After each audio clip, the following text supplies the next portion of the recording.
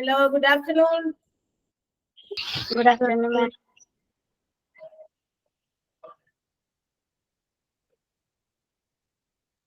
ഒരാളെ കൂടി ഇപ്പൊ തന്നെ കണ്ടല്ലോ. ആള് പോയി അപ്പോഴേക്കും കുറച്ച് കഴിഞ്ഞ വീക്കിലും അശ്വിനിയൊക്കെ ഇവിടെ പോയിരുന്നു, കണ്ടില്ലല്ലോ. മാം, എനിക്ക് ഫിസിയോതെറാപ്പി ഒക്കെ ഉണ്ടായിരുന്നു, അപ്പൊ ഹോസ്പിറ്റലിലൊക്കെ പോയേക്കെ. ആ ശരി, കഴിഞ്ഞ വീക്കിൽ കണ്ടില്ലല്ലോ. പ്രതീക്ഷ എവിടെ പോയി? വിഷു ക്ലാസ്, വിഷുവും ക്ലാസ്സും ആയിരുന്നു. അപ്പൊ ഞാൻ വന്നു. Second year BBA. അപ്പൊ BBA ചെയ്യാണോ? Second year.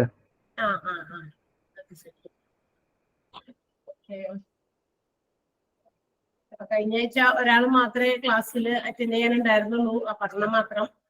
കുറച്ച് ദിവസം അപർണ മാത്രമായിരുന്നു. അപ്പൊ ക്ലാസ് ഒക്കെ കണ്ടായിരുന്നോ? റെക്കോർഡ് ക്ലാസ് ഒക്കെ കണ്ടോ? കേട്ടോ? അത്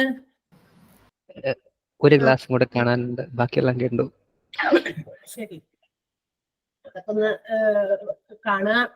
കാരണം എന്താ പറയാ, നമുക്ക് കേട്ട് തന്നെ മനസ്സിലാക്കണം, വായിക്കുകയും ചെയ്യാം. പിന്നെ ഒരു ക്ലാസ് ഒക്കെ ഒന്ന് കണ്ട് വാച്ച് ചെയ്തതിന് ശേഷം നിങ്ങൾ ക്ലാസ് തന്നിരിക്കുന്ന നോട്ടുകളൊക്കെ വായിച്ചു നോക്കുമ്പോൾ ചിലപ്പോൾ 1-2 പ്രാവശ്യം കൊണ്ട് നമുക്കത് മനസ്സിലാക്കാൻ പറ്റും. എത്ര പാടുള്ളതൊന്നും അല്ല, നമുക്ക് ഹാൻഡിൽ ചെയ്യാൻ പറ്റുന്നതേ ഉള്ളൂ. അപ്പൊ അത് വിട്ടുകളയരുത്. ക്ലാസ്സുകൾ വാച്ച് ചെയ്യാതെ, പ്രീവിയസ് ക്ലാസ് കാണാതെ നെക്സ്റ്റ് ക്ലാസ്സിലേക്ക് കയറാതിരിക്കാനായിട്ട് ശ്രമിക്കുക. എന്ന് വെച്ചാൽ അന്ന് അപ്പൊ ആ ക്ലാസ് കൂടി മിസ്സാവണമെന്നല്ല പറഞ്ഞത്. മാക്സിമം നമ്മൾ ആ ക്ലാസ് ഒന്ന് കാണുക. അതെന്താണ് അതിനകത്ത്, എന്തൊക്കെയാണ് എടുത്തത്, ഏതൊക്കെ ടോപ്പിക്കാ പറഞ്ഞ്, അതെന്തൊക്കെയാണ് എക്സ്പ്ലെയിൻ ചെയ്തത് ഒന്ന് മനസ്സിലാക്കിയിട്ട് അടുത്ത ക്ലാസ് ഒന്ന് കേൾക്കാൻ ശ്രമിക്കുക കേട്ടോ. അല്ലെങ്കിൽ നമ്മൾ ലൈവ് കയറുന്നവരായിക്കോട്ടെ, അല്ലെങ്കിൽ റെക്കോർഡ് ക്ലാസ്സുകൾ മാത്രം കാണുന്നവരായിക്കോട്ടെ, അന്നത്തെ ക്ലാസ് അന്ന് തന്നെ കാണാൻ പറ്റിയില്ലെങ്കിലും പിറ്റേ ദിവസം നമ്മുടെ ക്ലാസ് നെക്സ്റ്റ് ക്ലാസ്സിലേക്ക് കയറുന്നതിന് മുമ്പ് തന്നെ അത് വാച്ച് ചെയ്യാനായിട്ട് ശ്രമിക്കുക. 2 ക്ലാസ്സുകൾ വീതമല്ലേ ഉള്ളൂ. അപ്പൊ നിങ്ങൾക്ക് 1 അവറിന്റെ വെച്ചിട്ടുള്ള 2 ക്ലാസ്സുകളാണ്. അപ്പൊ അതൊന്ന് കണ്ടിട്ട് കയറാൻ നോക്കുക കേട്ടാ. ഓക്കെ, അപ്പൊ നമ്മളിപ്പോ എടുത്തോണ്ടിരിക്കുന്ന ചാപ്റ്റർ ഏതാ? ഫാർമസി എന്ന് പറയുന്ന ഹോസ്പിറ്റലിന്റെ ഏറ്റവും ഇമ്പോർട്ടന്റ് ആയിട്ടുള്ള ഒരു ഡിപ്പാർട്ട്മെന്റ് ആണ് ഫാർമസി എന്ന് പറയുന്നത്. ആ ഫാർമസിയെ കുറിച്ചിട്ട് കുറച്ച് കാര്യങ്ങളൊക്കെ നമ്മൾ കഴിഞ്ഞ 2 ക്ലാസ്സുകളിൽ, അതായത് കുറച്ച് ആദ്യത്തെ ക്ലാസ്സിൽ ഒരു ശകലമേ എടുത്തുള്ളൂ, പിന്നെ ഒരു ക്ലാസ് കൂടി നമ്മൾ എടുത്തു. നിങ്ങളോട് അതൊക്കെ പറയുന്നത് എന്തിനാന്ന് വെച്ചാൽ എത്ര ക്ലാസ് അതിന് മുൻപ് കഴിഞ്ഞു പോയിട്ടുണ്ട്. If you have not attended the previous class, നിങ്ങൾ അറ്റൻഡ് ചെയ്തിട്ടില്ല, ഇതിന് മുമ്പത്തെ ക്ലാസ് നിങ്ങൾ അറ്റൻഡ് ചെയ്യാതെ വിട്ടുപോയിരിക്കുന്ന എത്ര ക്ലാസ് ഉണ്ട് എന്ന് അറിയാനും കൂടി വേണ്ടിയിട്ടൊക്കെയാണ് ഈ വക കാര്യങ്ങളൊക്കെ തുടക്കം തന്നെ പറയുന്നത്. അല്ലെങ്കിൽ ഇപ്പൊ നിങ്ങൾ റെക്കോർഡഡ് ക്ലാസ്സുകൾ കാണാം എന്ന് വിചാരിക്കുന്നവരുണ്ട്. അപ്പൊ അവര് ഇപ്പൊ നമ്മൾ എവിടെ നിന്ന് തുടങ്ങിയ ഈ ക്ലാസ് അറ്റൻഡ് ചെയ്യണം. അപ്പൊ അതൊക്കെ ഒന്ന് റിക്കവർ ചെയ്ത് കൊണ്ടുവരാൻ, റിക്കളക്ട് ചെയ്യാൻ വേണ്ടിയിട്ടാണ് ഇങ്ങനെ പറയുന്നതിന്റെ ഒരു കാര്യങ്ങൾ. അപ്പൊ നമ്മള് ഫസ്റ്റ് ക്ലാസ്സിൽ ഫാർമസി എന്ന് പറയുന്ന ഒരു ടോപ്പിക് ചാപ്റ്റർ തുടങ്ങിയപ്പോ നമ്മള് ആദ്യത്തെ ക്ലാസ്സിൽ കുറച്ച് ആ ഇൻട്രൊഡക്ഷൻ മാത്രമേ പറഞ്ഞിട്ടുണ്ടായിരുന്നുള്ളൂ. പിന്നത്തെ ക്ലാസ്സിൽ, 2ാമത്തെ ക്ലാസ്സിൽ നമ്മൾ കയറിയപ്പോ ഇൻട്രൊഡക്ഷൻ പറഞ്ഞു. എന്താണ് ഹോസ്പിറ്റൽ ഫാർമസി എന്താണെന്ന് നമ്മൾ അവിടെ മനസ്സിലാക്കി. ഹോസ്പിറ്റൽ ഫാർമസി പ്രധാനമായിട്ട് എന്തൊക്കെ കാര്യങ്ങളാ ചെയ്യാം, ഫങ്ഷൻസ് ഓഫ് ഹോസ്പിറ്റൽ ഫാർമസി എന്താണെന്ന് നമ്മൾ പറഞ്ഞു. പിന്നെ എന്തൊക്കെയാണ് ഒരു ഹോസ്പിറ്റൽ ഫാർമസിയുടെ ഒബ്ജക്റ്റീവ്സ്, പ്രധാനപ്പെട്ട ലക്ഷ്യങ്ങൾ എന്തൊക്കെയാണെന്ന് പറഞ്ഞു. പിന്നെ അതിന്റെ അടിസ്ഥാന സൗകര്യങ്ങൾ, ഇൻഫ്രാസ്ട്രക്ചർ ഓഫ് ഹോസ്പിറ്റൽ ഫാർമസിയുടെ ഒരു ഇൻഫ്രാസ്ട്രക്ചർ പറഞ്ഞു. പിന്നെ നമ്മൾ പറഞ്ഞത് equipments which are used in hospital pharmacy. ഒരു ഹോസ്പിറ്റൽ ഫാർമസിയിൽ നമ്മൾ ഉപയോഗിക്കുന്ന പ്രധാനപ്പെട്ട ചെറിയ ചെറിയ എക്യുപ്മെന്റുകൾ, ഉപകരണങ്ങളൊക്കെ നമ്മൾ ഉപയോഗിക്കുന്നുണ്ട്. അതൊക്കെ എന്തൊക്കെയാണെന്ന് പറഞ്ഞു. പിന്നെ നമ്മൾ ഇത്ര വരെയാണ് പറഞ്ഞത് അല്ലെ, സ്റ്റാഫിങ് വരെ അല്ലെ. ഏതൊക്കെയാണ് ഹോസ്പിറ്റലിന്റെ ഫാർമസിയിൽ ഉള്ള സ്റ്റാഫുകൾ ആരൊക്കെയാണ്, അല്ലെങ്കിൽ എത്ര സ്റ്റാഫുകളാണ് ഒരു ഹോസ്പിറ്റൽ ഫാർമസിയിൽ വേണ്ടത് എന്നുള്ളത് നമ്മൾ പറഞ്ഞു. ഈ ഒരു ഭാഗം വരെയാണ് കഴിഞ്ഞ ക്ലാസ്സിൽ നമ്മൾ പഠിച്ചു നിർത്തിയിരിക്കുന്നതെന്നാണ് എന്റെ ഒരു ഓർമ്മ. ആണോ? ഓക്കെ, വളരെ പെർഫെക്റ്റ് ആയിട്ട് നമ്മൾ അവിടെ വരെയാണ്. Bed strength, according to the bed strength, how many pharmacist are needed in a hospital. ഒരു ഹോസ്പിറ്റലിന്റെ ബെഡിന്റെ സ്ട്രെങ്ത് അടിസ്ഥാനത്തിലാണ് എന്ത് ചെയ്യുന്നത്, ഹോസ്പിറ്റലിൽ എത്ര ഫാർമസിസ്റ്റുകൾ വേണം, ഹോസ്പിറ്റലിന്റെ ഫാർമസിയിൽ എത്ര ഫാർമസിസ്റ്റുകൾ വേണം എന്ന് ഡിസൈഡ് ചെയ്യുന്നത്, എന്ന് തീരുമാനിക്കുന്നതിന് അത് എന്തിന്റെ അടിസ്ഥാനത്തിലാണ്? ബെഡ് സ്ട്രെങ്ത്തിന്റെ അടിസ്ഥാനത്തിലാണ്. അല്ലെങ്കിൽ എത്ര ഡിപ്പാർട്ട്മെന്റ് ഉണ്ട് എന്നുള്ളതിന്റെ അടിസ്ഥാനത്തിലല്ല, എത്ര ഡോക്ടേഴ്സ് അവിടെ വർക്ക് ചെയ്യുന്നുണ്ട് എന്നതിന്റെ അടിസ്ഥാനത്തിലല്ല, നമ്പർ ഓഫ് എന്താ പറയാ ബിൽഡിങ്ങിന്റെ ആ ഒരു സ്റ്റോറി, അതായത് നമ്മളുടെ മൾട്ടി സ്റ്റോറീഡ് ആയിട്ടുള്ള ബിൽഡിംഗ് ആണ്, എത്ര സ്റ്റേഴ്സ് ഉണ്ട് അല്ലെങ്കിൽ എത്ര നിലയിലാണ് ഇത് വർക്ക് ചെയ്യുന്ന ഈ ഹോസ്പിറ്റൽ, അതിന്റെ അടിസ്ഥാനത്തിലല്ല, ഇതിന്റെ ഒന്നിന്റെയും അടിസ്ഥാനത്തിലല്ല, but the strength of bed സ്ട്രെങ്ത്തിന്റെ അടിസ്ഥാനത്തിലാണ് ഹോസ്പിറ്റൽ ഫാർമസിയില് ഫാർമസിസ്റ്റുകളുടെ എണ്ണത്തിനെ തീരുമാനിക്കുന്നത്. അപ്പൊ നമ്മൾ കഴിഞ്ഞ ക്ലാസ്സിൽ പറഞ്ഞു അപ് ടു 50 ബെഡ്സ്, 50 വരെയാണ് ബെഡിന്റെ എണ്ണമെങ്കിൽ നമുക്കറിയാം ചെറുതും വലുതുമായ ഹോസ്പിറ്റൽസിലുണ്ടല്ലോ അല്ലെ. ചില ഹോസ്പിറ്റൽസിൽ 50 അപ് ടു 50, അതായത് ഏറ്റവും മാക്സിമം 50 വരെ ബെഡുകൾ അല്ലെങ്കിൽ 50-ൽ താഴെ ഒക്കെ ആയിരിക്കും ചിലപ്പോൾ ബെഡുകളുടെ എണ്ണം ഉള്ളത്. അങ്ങനെയാണെങ്കിൽ നീഡ് 3 ഫാർമസിസ്റ്റ്, അവിടെ 3 ഫാർമസിസ്റ്റുകളുടെ ആവശ്യമുള്ളൂ ആ ഒരു ഹോസ്പിറ്റലിന്റെ ഫാർമസിക്കകത്ത്. മനസ്സിലായോ? കാരണം അപ് ടു 50 ബെഡ് വരെയും നമുക്ക് 3 ഫാർമസിസ്റ്റുകളുടെ ആവശ്യകതയുള്ളൂ. അപ് ടു 100 ബെഡ്സ് ആണെങ്കിൽ, എന്നാൽ 100 വരെയാണ് മാക്സിമം നമ്പർ ഓഫ് ബെഡ്സ് എന്ന് പറയുന്നത്. 100 ആണെങ്കിൽ ഇറ്റ് റിക്വയർസ് 5 ഫാർമസിസ്റ്റ്, അവിടെ 5 ഫാർമസിസ്റ്റുകളുടെ ആവശ്യമുണ്ട്. അപ് ടു 200 ബെഡ്സ് ആണെങ്കിൽ, 200 വരെയുള്ള ബെഡുകളുടെ എണ്ണമുള്ള ഹോസ്പിറ്റൽ ആണെങ്കിൽ റിക്വയർസ് 8 ഫാർമസിസ്റ്റ്, 8 ഫാർമസിസ്റ്റുകളുടെ ആവശ്യമുണ്ട്. അപ് ടു 300 ബെഡ്സ് 10 ഫാർമസിസ്റ്റിനെയാണ് ആവശ്യം. ഇത് വീണ്ടും പറയുന്നതിന്റെ കാര്യം ഇമ്പോർട്ടന്റ് ആണ് കേട്ടോ. ഇനി അപ് ടു 500 ബെഡ്സ്, 500ഓളം വരെ ബെഡുകൾ ഉള്ള ഒരു ഹോസ്പിറ്റൽ ആണെങ്കിൽ ഇറ്റ് റിക്വയേഴ്സ് 15 ഫാർമസിസ്റ്റ്, 15 ഫാർമസിസ്റ്റുകളുടെ ആവശ്യമുണ്ട് എന്നാണ്. അപ്പൊ ഇത്ര വരെയാണ് നമ്മൾ ഫാർമസിസ്റ്റുകളുടെ അപ്പോയിന്റ്മെന്റിനെ സംബന്ധിക്കുന്ന കാര്യമാണ് നമ്മൾ ഈ പറഞ്ഞത്. ഒരു ഹോസ്പിറ്റലിന്റെ ഫാർമസിയിൽ ഫാർമസിസ്റ്റുകളെ അപ്പോയിന്റ് ചെയ്യുന്ന ഒരു രീതി, it is based on the bed strength of hospital. ഹോസ്പിറ്റലിന്റെ ബെഡ് സ്ട്രെങ്തിനെ ആശ്രയിച്ചാണ് അത് വിശദീകരിച്ചിട്ടുള്ളത്, അല്ലെങ്കിൽ അത് അപ്പോയിന്റ് ചെയ്യുന്നത് എന്നുള്ള കാര്യം ഓർക്കുക. 50 വരെയാണെങ്കിൽ 3, 100 വരെയാണെങ്കിൽ 5, 200 വരെയാണെങ്കിൽ 8, 300 വരെയാണെങ്കിൽ 10, 500 വരെയാണെങ്കിൽ 15 എന്ന ഒരു ക്രമത്തിലാണ് അങ്ങനെ പോയിക്കൊണ്ടിരിക്കുന്നത്. അപ്പൊ ഇത്രയും വരെയാണ് നമ്മൾ കഴിഞ്ഞ ക്ലാസ്സിലൊക്കെ പഠിച്ചത് കേട്ടോ. ഇനി അടുത്തത് നമുക്ക് ഇന്നത്തെ എന്താണെന്ന് നോക്കാം. ഇനി നമ്മൾ പഠിക്കാൻ പോകുന്നത് ഒരു ഫ്ലോ ചാർട്ട് ആണ്. അതായത് ഹോസ്പിറ്റലിന്റെ ഫാർമസിസ്റ്റിനെ സംബന്ധിക്കുന്ന ഒരു ഫ്ലോ ചാർട്ട്. എന്താണ് അവിടെ ആ ഒരു ഹോസ്പിറ്റലിന്റെ ഫാർമസി അറിയാലോ, നമ്മൾ അതിന്റെ കാര്യങ്ങളൊക്കെ പറഞ്ഞു, ഇൻഫ്രാസ്ട്രക്ചർ പറഞ്ഞു.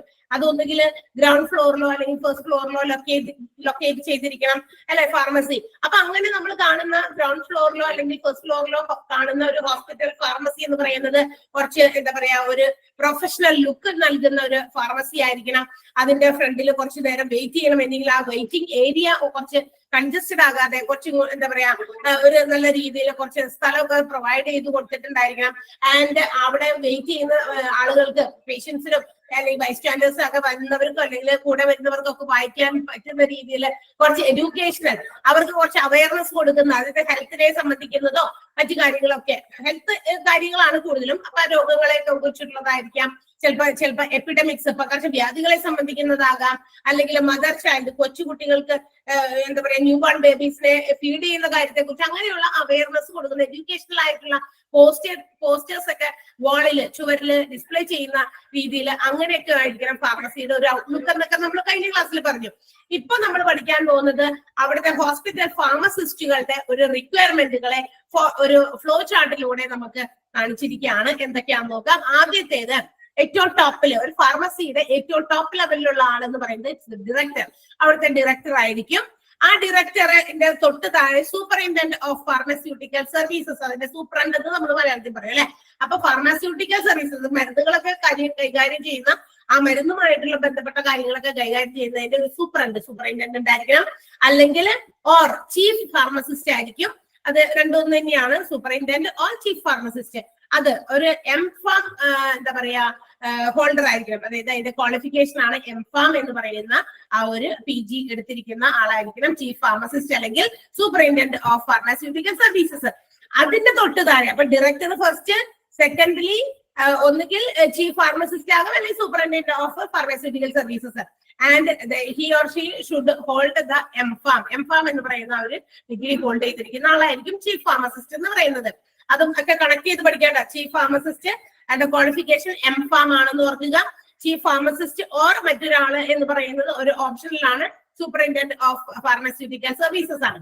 പിന്നെ അതിന്റെ കീഴിൽ 4 ഫാർമസിസ്റ്റുകളെ നമുക്ക് കാണാൻ സാധിക്കും. ഒന്ന് pharmacist as the drug distribution ഡിപ്പാർട്ട്മെന്റിന്റെ pharmacist who must hold BPharm.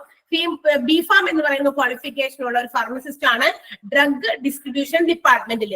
അപ്പൊ ഈ ഫാർമസിയിൽ തന്നെ പല ചെറിയ ചെറിയ സെക്ഷൻസ് ഉണ്ടാകും. എല്ലാവരും മരുന്നെടുത്ത് കൊടുക്കുന്നവരല്ല. അതിനൊരു ഡയറക്ടർ ഉണ്ട്, ഒരു ചീഫ് ഫാർമസിസ്റ്റ് ഉണ്ട്, ഫാർമസ്യൂട്ടിക്കൽ സേവനങ്ങളൊക്കെ നടത്തുന്ന. പിന്നെ അതിന്റെ കീഴിലാണ് ഫാർമസിസ്റ്റ്. ഡ്രഗ് ഡിസ്ട്രിബ്യൂഷനകത്ത് ഉള്ള ഒരാളാണ്, അത് ഫാർമസിസ്റ്റ് തന്നെയാണ്. അദ്ദേഹത്തിന് അല്ലെങ്കിൽ അവർക്ക്, അതായത് may be he or she, അവർക്ക് ഒരു ബി ഫാം ഹോൾഡിംഗ് ഉണ്ടായിരിക്കണം. പിന്നെ ഫാർമസിസ്റ്റ് മെഡിക്കൽ സ്റ്റോർ, അതായത് മെഡിക്കൽ കാര്യങ്ങളൊക്കെ സ്റ്റോർ ചെയ്ത് വെക്കാൻ, മെഡിസിൻസ് ഒക്കെ സ്റ്റോർ ചെയ്യിക്കുന്ന കാര്യങ്ങളിലൊക്കെ എന്താ പറയാ ഏറ്റെടുത്ത് നോക്കി നടത്തുന്ന ആളാണ്. അപ്പൊ അങ്ങനെ ഒരു ഫാർമസിസ്റ്റ് ഉണ്ടായിരിക്കണം. പിന്നെ ഉണ്ടാകേണ്ടത് 2 ഫാർമസിസ്റ്റ്, 2 മറ്റ് ഫാർമസിസ്റ്റുകളാണ്. അവരാണ് പ്രധാനമായിട്ടും ഈ ഡിസ്പെൻസിങ് നടത്തുക, എന്ന് വെച്ചാൽ മരുന്നുകളൊക്കെ കൊടുക്കുക, എടുത്തെടുത്ത് കൊടുക്കുന്നത്. അത് B pharm or D farm holders ആയിരിക്കും. അവരുടെ ക്വാളിഫിക്കേഷൻസ് ആണ് B pharm or D farm. അതിന് വേണ്ടിയിട്ടുള്ളതാണ്. ഡിസ്പെൻസിങ് ആണ്. ആ ഒരു സ്പെല്ലിങ്സിൽ തെറ്റൊന്നുമില്ലല്ലോ, ഇല്ല. 2 pharmacist for dispensing the drugs, മെഡിസിൻസും ഡ്രഗ്സും ഒക്കെ ഡിസ്പെൻസ് ചെയ്യാനുള്ള 2 ഫാർമസിസ്റ്റുകളായിരിക്കണം. അവർക്ക് B pharm or D pharm ഉണ്ടായിരിക്കണം. പിന്നെ ലാസ്റ്റ് ഉണ്ടാകേണ്ടത് പോസ്റ്റ് ഗ്രാജുവേറ്റ് ഫാർമസിസ്റ്റ് ആണ്. അവരും ഈ ഒരു ലെവലിൽ തന്നെയുള്ളതാണ്. അത് എന്തിനു വേണ്ടിയിട്ടാണെന്ന് അറിയാമോ? ക്വാളിറ്റി കൺട്രോളിന് വേണ്ടിയിട്ടാണ്. അതായത് അവിടെ ഉണ്ടാകുന്ന മെഡിസിൻസ് ഒക്കെ എത്രത്തോളം ക്വാളിഫൈഡ് ആണ്, എത്രത്തോളം ക്വാളിറ്റി ഉണ്ട്, അത് ബിലോ ക്വാളിറ്റിയിലേക്ക് പോകുന്നുണ്ടോ, അങ്ങനെയുള്ള കാര്യങ്ങളൊക്കെ ചെക്ക് ചെയ്യണം. അത് കൺട്രോൾ ചെയ്ത് അത് മെയിൻറ്റെയിൻ ചെയ്ത് പോകാൻ വേണ്ടിയിട്ടുള്ള ആളാണ് പോസ്റ്റ് ഗ്രാജുവേറ്റ് ആയിട്ടുള്ള ഒരു ഫാർമസിസ്റ്റ്. അപ്പൊ ഇതാണ് ഫാർമസിയിലെ ഫാർമസിസ്റ്റിന്റെ ഒരു എന്താ പറയാ ഒരു ഫ്ലോ ചാർട്ടിൽ നമ്മൾ കാണേണ്ടത്. അപ്പൊ ഏറ്റവും ടോപ്പ് ലെവലിൽ ഡയറക്ടർ ആണ്, രണ്ടാമത്തെ ലെവലിലാണ് സൂപ്പറിൻറ്റൻഡന്റ് അല്ലെങ്കിൽ ചീഫ് ഫാർമസിസ്റ്റ്, എം ഫാം എന്ന് പറയുന്ന ക്വാളിഫിക്കേഷൻ ഉള്ളത്. അതിന്റെ താഴെ വരുന്നത് എല്ലാ ഫാർമസിസ്റ്റുകളാണ്, പക്ഷെ ഡിഫറെന്റ് കാര്യങ്ങളാണ് അവർ കൈകാര്യം ചെയ്യുക. ആദ്യത്തെ ഫാർമസിസ്റ്റ് ഡ്രഗ് ഡിസ്ട്രിബ്യൂഷൻ ഡിപ്പാർട്ട്മെന്റിലുള്ളതാണ്, അതിന് ബി ഫാം ഉണ്ടായിരിക്കണം. അടുത്തത് ഫാർമസിസ്റ്റ് മെഡിക്കൽ എന്താ പറയാ സ്റ്റോർ കീപ്പ് ചെയ്യാൻ വേണ്ടിയിട്ടുള്ളതാണ്. പിന്നെയുള്ളത് 2 ഫാർമസിസ്റ്റുകൾ B pharm or D pharm ഉള്ളവര് ഡിസ്പെൻസിങ്, മരുന്ന് എടുത്തു കൊടുക്കാനൊക്കെ ഉള്ളവരാണ്. പോസ്റ്റ് ഗ്രാജുവേറ്റ് ഫാർമസിസ്റ്റ് ക്വാളിറ്റി കൺട്രോളിന് വേണ്ടിയിട്ടുള്ളതാണ്. ഇതാണ് നമ്മുടെ ഹോസ്പിറ്റൽ ഫാർമസിസ്റ്റിന്റെ ഒരു ഫ്ലോ ചാർട്ട് റിക്വയർമെന്റ് എന്ന് പറയുന്നത്. കിട്ടിയോ? മനസ്സിലായോ? ആ ഒരു ചാർട്ടിന് നമുക്ക് അങ്ങനെയാണ് എക്സ്പ്ലെയിൻ ചെയ്യാം. കിട്ടിയോ? ഓക്കെ, നെക്സ്റ്റ് ഹെഡിങ് നമുക്ക് നോക്കാം. എന്താണ് നമ്മൾ കഴിഞ്ഞ ക്ലാസ്സുകളിൽ, ഇത് തൊട്ട് മുന്നത്തെ ക്ലാസ്സിൽ നമ്മൾ പറഞ്ഞ ഒരു എന്താ പറയാ പറഞ്ഞു പോയ ഒരു ടോപ്പിക് ആണ് ഡ്രഗ് ആൻഡ് തെറാപ്യൂട്ടിക് കമ്മിറ്റി എന്ന് പറയുന്നത്. അതായത് മരുന്ന് ചികിത്സാപരമായിട്ടുള്ള കാര്യങ്ങൾക്കൊക്കെ വേണ്ടിയിട്ട് ഒരു കമ്മിറ്റി രൂപീകരിച്ചിട്ടുണ്ടായിരിക്കും. അപ്പൊ ഈ കമ്മിറ്റി എന്ന് പറയുമ്പോൾ നമ്മൾ പലപ്പോഴും കമ്മിറ്റി കേട്ടിട്ടുണ്ടല്ലോ അല്ലെ? ഇപ്പൊ പെരുന്നാളുകള്, ഉത്സവങ്ങളൊക്കെ വരുമ്പോ അതുമായി ബന്ധപ്പെട്ട ആ സ്ഥലത്തെ, ഇപ്പൊ പെരുന്നാളാണെങ്കിൽ ആ ചുറ്റുവട്ടത്തുള്ള ആളുകളിൽ നിന്ന് കുറച്ച് ആളുകളൊക്കെ കമ്മിറ്റിയിലേക്ക് തെരഞ്ഞെടുക്കും. ആ ഉത്സവാഘോഷങ്ങളൊക്കെ എന്താ പറയാ നടത്തുന്നതിന് ഓരോ ആളുകൾക്ക് ഓരോ ഡ്യൂട്ടീസ് ആൻഡ് റെസ്പോൺസിബിലിറ്റീസ് അലോട്ട് ചെയ്ത് കൊടുത്തിട്ട് വേണ്ടിയിട്ടാണ്, അതിന് വേണ്ടിയിട്ടാണ്. അല്ലെങ്കിൽ എല്ലാവരും കൂടി അതിനകത്ത് കിടന്ന് മറിയുമ്പോൾ ചിലപ്പോ ഒന്നും ശരിയാവില്ല അല്ലെ? അപ്പൊ ഇന്ന കാര്യങ്ങളൊക്കെ ഓരോരുത്തരെ ഏൽപ്പിക്കാൻ വേണ്ടിയിട്ട് ഒരു 5-10 പേരടങ്ങുന്ന ഒരു കമ്മിറ്റി ഫോം ചെയ്യും അല്ലെ? അതുപോലെ തന്നെ ഹോസ്പിറ്റലിലും ഉണ്ട് ഒരു കമ്മിറ്റി. എന്താണ് കമ്മിറ്റിയുടെ പേര്? ഡ്രഗ് ആൻഡ് തെറാപ്യൂട്ടിക് കമ്മിറ്റിയാണ്. Who controls the drug medicines, അവിടുത്തെ മെഡിസിനുകളെയൊക്കെ കൺട്രോൾ ചെയ്യാനും മറ്റൊക്കെ കാര്യങ്ങൾക്കൊക്കെ വേണ്ടിയിട്ടാണ്. അപ്പൊ ആ ഒരു കമ്മിറ്റിയില് ആരൊക്കെയാണ് ആളുകൾ ഉണ്ടാവുള്ളതല്ല? ആ കമ്മിറ്റിയിലെ ആളുകൾ ആരൊക്കെയാണെന്നാണ് നമ്മൾ ഇനി കാണാൻ പോകുന്നത്. മെഡിക്കൽ സൂപ്രണ്ടന്റ്, അതായത് നമ്മൾ തൊട്ട് മുന്നിൽ കണ്ട ഒരു ഇതാണ്, ഫ്ലോ ചാർട്ട് കണ്ടിരുന്നു. അതായത് മെഡിക്കൽ സൂപ്രണ്ട് ആണ്, ഒരു medical superintendent who is the chairman of the committee. ആ കമ്മിറ്റിയുടെ ചെയർമാൻ ആയിരിക്കും. ഡ്രഗ് ആൻഡ് തെറാപ്യൂട്ടിക് കമ്മിറ്റിയുടെ ചെയർമാൻ ആണ് മെഡിക്കൽ സൂപ്രണ്ട്. അദ്ദേഹം അതിനകത്ത് അംഗമായിരിക്കും. പിന്നെ ആരാണ്? ഓൾ HODs, എല്ലാ ഡിപ്പാർട്ട്മെന്റിലും. ആ ഹോസ്പിറ്റലിൽ എത്ര ഡിപ്പാർട്ട്മെന്റുകൾ ഉണ്ട്? ഇപ്പൊ cardiology, ophthalmology, orthopaedics, gynaecology, geriatrics, അങ്ങനെ പല പല ഡിപ്പാർട്ട്മെന്റ് വിചാരിക്കാം. ഈ എല്ലാ ഡിപ്പാർട്ട്മെന്റിൽ നിന്നും അതാത് ഡിപ്പാർട്ട്മെന്റിന്റെ ഹെഡ് ഉണ്ടായിരിക്കും. അതാത് ഡിപ്പാർട്ട്മെന്റ്, ഇപ്പൊ നമ്മുടെ സ്കൂള്, കോളേജ് ഒക്കെ English department, economics department, Malayalam department, അങ്ങനെയൊക്കെ ഉണ്ട്. ഈ ഓരോ ഡിപ്പാർട്ട്മെന്റിലും അവരവരുടെ ഹെഡ് ഉണ്ടാവും. അതിനെയാണ് നമ്മൾ എന്ത് വിളിക്കാം? HOD എന്ന് വിളിക്കും. ഹെഡ് ഓഫ് ഡിപ്പാർട്ട്മെന്റ് എന്ന് പറയും. അതാത് ഡിപ്പാർട്ട്മെന്റിന്റെ ഹെഡ്. അപ്പൊ കുറച്ച് സീനിയർ ആളുകളും എക്സ്പീരിയൻസ്ഡ് ആയിട്ടുള്ള ആളുകളായിരിക്കും അതിന് ഹെഡായിട്ട് അവര് നിയമിച്ചിട്ടുണ്ടാകുക. അപ്പൊ ഓരോ അതുപോലെ തന്നെ നമ്മുടെ ഹോസ്പിറ്റൽസിൽ എന്താ പറയാ ഗൈനക്കോയില് വർക്ക് ചെയ്യുന്ന ഒരുപാട് ഡോക്ടേഴ്സ് മാറി മറിഞ്ഞൊക്കെ ഡ്യൂട്ടി ഡോക്ടേഴ്സ് ആയിട്ടും മറ്റവരൊക്കെ ഉണ്ടാവും. അതിനകത്തുനിന്ന് ഒരാളെ ഹെഡായിട്ട് നിയമിച്ചിട്ടുണ്ടായിരിക്കും അല്ലെ? അപ്പൊ എല്ലാ HODസും അതിനകത്ത് മെമ്പറാണ്. ഏതിലെ മെമ്പറാണ്? ഡ്രഗ് ആൻഡ് തെറാപ്യൂട്ടിക് കമ്മിറ്റിയുടെ മെമ്പർ ആയിരിക്കും ഓൾ HODs ഓഫ് ഡിപ്പാർട്ട്മെന്റ് കേട്ടാ. പിന്നെ നഴ്സിംഗ് സൂപ്രണ്ടന്റ് ആണ് അവരും അതെ, നഴ്സുമാരുടെ ഇടയിൽ ഒരു സൂപ്രണ്ടന്റ് ആയിരിക്കും, അവരും ഇതിനകത്ത് ഒരു മെമ്പർ ആയിരിക്കും. പിന്നെ ചീഫ് ഫാർമസിസ്റ്റ്, നമ്മൾ തൊട്ട് മുകളിൽ കണ്ട ഫ്ലോ ചാർട്ടിലുള്ള ചീഫ് ഫാർമസിസ്റ്റും ആ ഒരു ഡ്രഗ് ആൻഡ് തെറാപ്യൂട്ടിക് കമ്മിറ്റിയുടെ മെമ്പർ ആണ്. ബട്ട് ഓൾസോ അവർ ആരായിരിക്കും? മെമ്പർ സെക്രട്ടറി ആയിരിക്കും. ഈ കമ്മിറ്റിയുടെ സെക്രട്ടറി കൂടിയാണ്. കാരണം ഫാർമസിയുടെ ആണല്ലോ, ഡ്രഗ്സ് ഒക്കെ റിലേറ്റഡ് ടു ഫാർമസി ആണ്. അതുകൊണ്ട് തന്നെ സെക്രട്ടറി ഇതിന്റെ മെമ്പർ ആയിരിക്കും. അല്ലാണ്ട് ബാക്കിയുള്ളവരായിരിക്കില്ല സെക്രട്ടറി ആയിട്ട് വരിക. ചീഫ് ഫാർമസിസ്റ്റ് തന്നെയായിരിക്കും സെക്രട്ടറി. സോ മറക്കണ്ട, ഈ ഒരു drug and therapeutic committee form ചെയ്യുന്നത് ഈ പറയുന്ന ആളുകളെ കൊണ്ടാണ്. അപ്പൊ ആരൊക്കെയാണ്? മെഡിക്കൽ സൂപ്രണ്ടന്റ്, ഓൾ HODs ഉണ്ട്, നഴ്സിംഗ് സൂപ്രണ്ട് ഉണ്ട്, ചീഫ് ഫാർമസിസ്റ്റ് ഉണ്ട്. അതിൽ മെഡിക്കൽ സൂപ്രണ്ട് ഈ ഒരു കമ്മിറ്റിയുടെ ചെയർമാൻ ആയിരിക്കും. HODസും നഴ്സിംഗ് സൂപ്രണ്ടും അവരെല്ലാവരും തന്നെ ഇതിന്റെ മെമ്പേഴ്സ് മാത്രം, അംഗങ്ങളായിരിക്കും. ഇതിന്റെ ഈ കമ്മിറ്റിയുടെ സെക്രട്ടറി ആയിട്ട് അറിയപ്പെടുന്നത് ചീഫ് ഫാർമസിസ്റ്റ് ആയിരിക്കും. ക്ലിയർ ആയോ? ക്ലിയർ ആണോ? ഓക്കെ. അപ്പോ ഇതൊക്കെ ഇങ്ങനെ പറഞ്ഞ് ഇങ്ങനെ കണക്ട് ചെയ്ത് പറഞ്ഞ വേഗം മനസ്സിലാകുന്ന കാര്യമാണ്. മനസ്സിലായില്ലെങ്കിൽ ഉണ്ടാകുമ്പോൾ ചോദിക്കാം കേട്ടോ, എന്താണ് പറഞ്ഞത് എന്ന്. ക്ലിയർ ആയില്ലെങ്കിൽ ചോദിക്കാം. അതിനാണ് ഞാൻ ഇടയ്ക്ക് മനസ്സിലായെന്ന് നമ്മൾ ചോദിക്കുന്നത്. ഓക്കെ, ഇനി നമുക്ക് നോക്കാം എന്താണ് ഈ ഒരു കമ്മിറ്റിയുടെ ഫങ്ഷൻസ്, എന്ത് കാര്യമാണ് ഇത് ചെയ്യുന്നത്. ഇങ്ങനെ ഒരു കമ്മിറ്റി ഫോം ചെയ്യുന്നതിന്റെ ആവശ്യകത എന്താണ്? വെറുതെ ഒരു കമ്മിറ്റി ഫോം ചെയ്ത് വെച്ചിരുന്നു, നമ്മൾ അറിയാലോ ഏത് കാര്യത്തിനും ഒരു കമ്മിറ്റി ഫോം ചെയ്താൽ they have some duties and responsibilities അല്ലെ, അവർക്ക് അതിൻ്റെതായ ഉത്തരവാദിത്തങ്ങളും കടപ്പാടുകളും ഒക്കെ ഉണ്ട്. അപ്പൊ അങ്ങനെയാണെങ്കിൽ അവരെന്തൊക്കെയാണ് അവിടെ ചെയ്യുക? ഒന്ന്, to prepare hospital drug formulary എന്ന് വെച്ചിട്ടുണ്ടെങ്കിൽ, ഫോർമുലറി എന്നാണ് കേട്ടോ, FORMULARY എന്നാണ്, ഫോർമാലിറ്റി എന്നല്ല, ആ വാക്കൊന്ന് തിരുത്തണം. ഡ്രഗ് ഫോർമുലറി എന്നാണ്. Drug formulary means drug list. അതായത് ഒരു ഹോസ്പിറ്റലിലേക്ക്, അതാത് ഹോസ്പിറ്റലിലേക്ക് വേണ്ടി വരുന്ന ഡ്രഗ്സ് ഏതൊക്കെയാണ് അതിന്റെ ഒരു ലിസ്റ്റ് തയ്യാറാക്കുക. അതിന് ആ ഒരു ലിസ്റ്റ് പ്രിപ്പയർ ചെയ്യുക എന്നുള്ളത് ഈ ഒരു കമ്മിറ്റിയുടെ ഉത്തരവാദിത്തമാണ്. അപ്പൊ എന്താണ്? To prepare hospital drug formulary എന്നാണ്, മാറ്റി എഴുതണം. ഡ്രഗ് ലിസ്റ്റ് എന്നാണ് അതിന്റെ പേര്, ഫോർമാലിറ്റി എന്നല്ല അത്. പിന്നെ എന്താണ്? To select manufacture and supplier.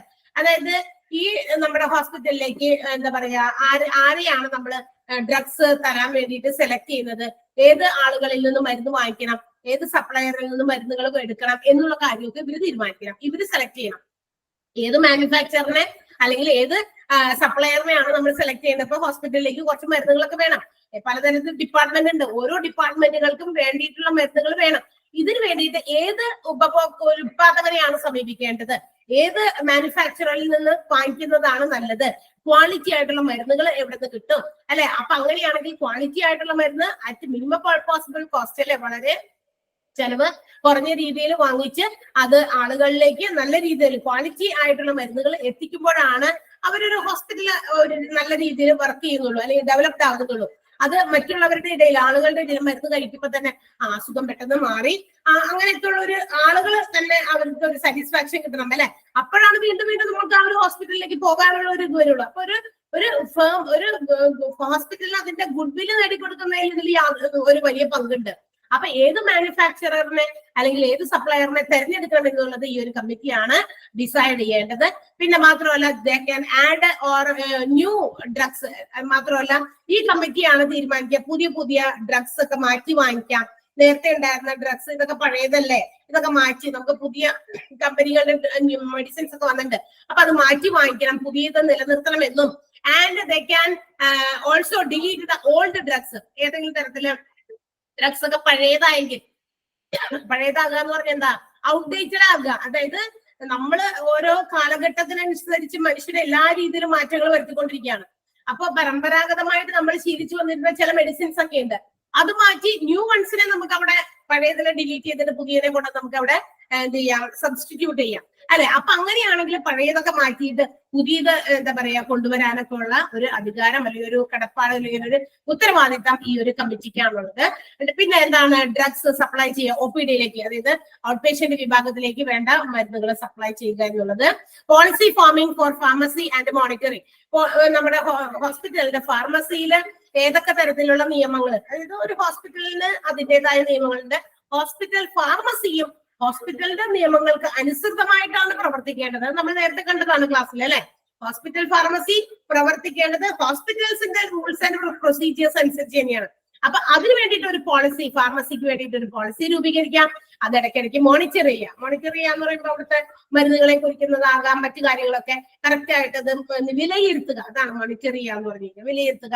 അത് മാത്രമല്ല ദേ ഹാവ് ടു എൻഷുർ, അവർ ഉറപ്പുവരുത്തണം, അതായത് അവർ എടുക്കുന്ന മെഡിസിൻസ് ഒക്കെ, ആളുകൾക്ക് കൊടുക്കുന്ന മെഡിസിൻസ് ഒക്കെ വളരെ ഇഫക്റ്റീവ് ആയിട്ട് ആളുകളിൽ പ്രവർത്തിക്കുന്നുണ്ട് എന്നുള്ള കാര്യമൊക്കെ മോണിറ്റർ ചെയ്യണം ഇടയ്ക്കിടയ്ക്ക്. അപ്പൊ ഹോസ്പിറ്റൽ പോളിസീസിനെ എന്താ പറയാ മോണിറ്റർ ചെയ്യുക, അത് ഫോം ചെയ്യുക എന്നുള്ളതൊക്കെ ഈ ഒരു കമ്മിറ്റിയുടെ ഉത്തരവാദിത്തമാണ്.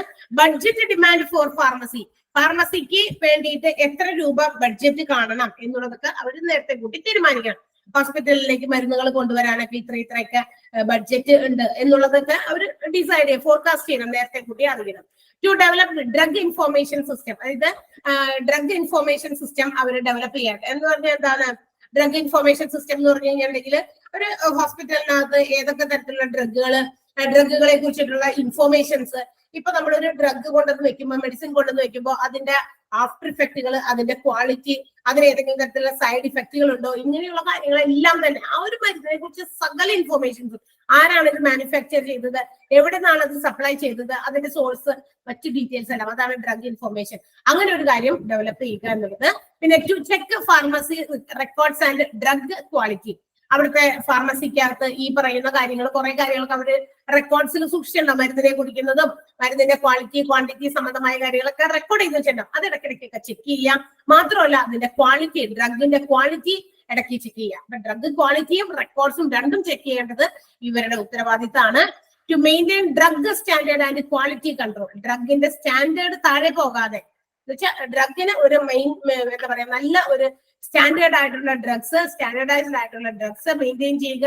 മാത്രമല്ല അതിന്റെ ക്വാളിറ്റി കൺട്രോൾ ചെയ്ത് പോകുക, ക്വാളിറ്റി താഴെ പോകാതെ. To dispose the expiry drugs expired ആയത്, അതായത് ഡേറ്റ് കഴിഞ്ഞത്, എക്സ്പയർഡ് ആയിട്ടുള്ള വെച്ചാൽ ഇത്ര സമയം വരെ ഉപയോഗിക്കാൻ പാടുള്ളൂ എന്ന് അതിൽ മാനുഫാക്ചർ ചെയ്തിരിക്കുന്ന ഡേറ്റും ഇൻക്ലൂഡിങ് എക്സ്പയറി ഡേറ്റും കൊടുത്തിട്ടുണ്ടായിരിക്കും എല്ലാ മരുന്നിനും, അല്ലെ? നമ്മളതൊക്കെ വാങ്ങിക്കുമ്പോൾ അപ്പൊ നമ്മൾ അറിയാതെ മെഡിക്കൽ ഷോപ്പിലൊക്കെ, ഹോസ്പിറ്റൽസിൽ വലിയ കാര്യമായിട്ട് അങ്ങനെ വരാൻ പറ്റില്ലായിരിക്കും. കാരണം അവര് അപ്ഡേറ്റഡ് ആയിട്ടുള്ള മെഡിസിൻസ് ഒക്കെ സമയാസമയങ്ങളിൽ റെക്കോർഡ്സ് നോക്കി, അവർക്ക് റെക്കോർഡ്സിൽ ഓരോ മരുന്നും എഴുതി വെച്ചിട്ടുണ്ടാകും, ഓരോ മരുന്നിനെ സംബന്ധിക്കുന്ന ഡീറ്റെയിൽസ് അവിടെ റെക്കോർഡ് ചെയ്ത് വെച്ചിട്ടുണ്ടാകും. അത് ഇപ്പൊ ഒരു മരുന്നിന്റെ പേര് എഴുതി, അതിന്റെ മാനുഫാക്ചറിംഗ് ഡേറ്റും അതിന്റെ എക്സ്പയറി ഡേറ്റും ഒക്കെ എഴുതി, അത് ഔട്ട്ഡേറ്റഡ് ആയി എങ്കിൽ അവർക്ക് അതിൽ നിന്ന് മാറ്റാൻ പറ്റും. പക്ഷെ ചിലപ്പോ ഇത് ഫാർമസി, നമ്മൾ പുറത്തുനിന്ന് ഒരു ഹോസ്പിറ്റലിൽ അല്ലാത്തൊരു ഫാർമസിയിൽ നിന്നൊക്കെ ചിലപ്പോൾ വാങ്ങിക്കുമ്പോൾ നമുക്ക് ഡേറ്റ് കഴിഞ്ഞു പോയതൊക്കെ ചിലപ്പോൾ അവിടെ നിന്ന് എടുത്തു തരാൻ സാധ്യതയുണ്ട്. അപ്പൊ നമ്മളതൊക്കെ നോക്കിയിട്ട് വേണം വാങ്ങിക്കാനായിട്ട്. ഓക്കെ, അപ്പൊ ഇത് ഡിസ്പോസ് ചെയ്യുക, ഏത് എക്സ്പയറി ഡ്രഗ്സുകളൊക്കെ ഡിസ്പോസ് ചെയ്യുക എന്നുള്ളത് ഈ കമ്മിറ്റിയുടെ ഒരു ഉത്തരവാദിത്തമാണ്. ഒന്ന് വേഗം വായിച്ചു നോക്കിയേ functions.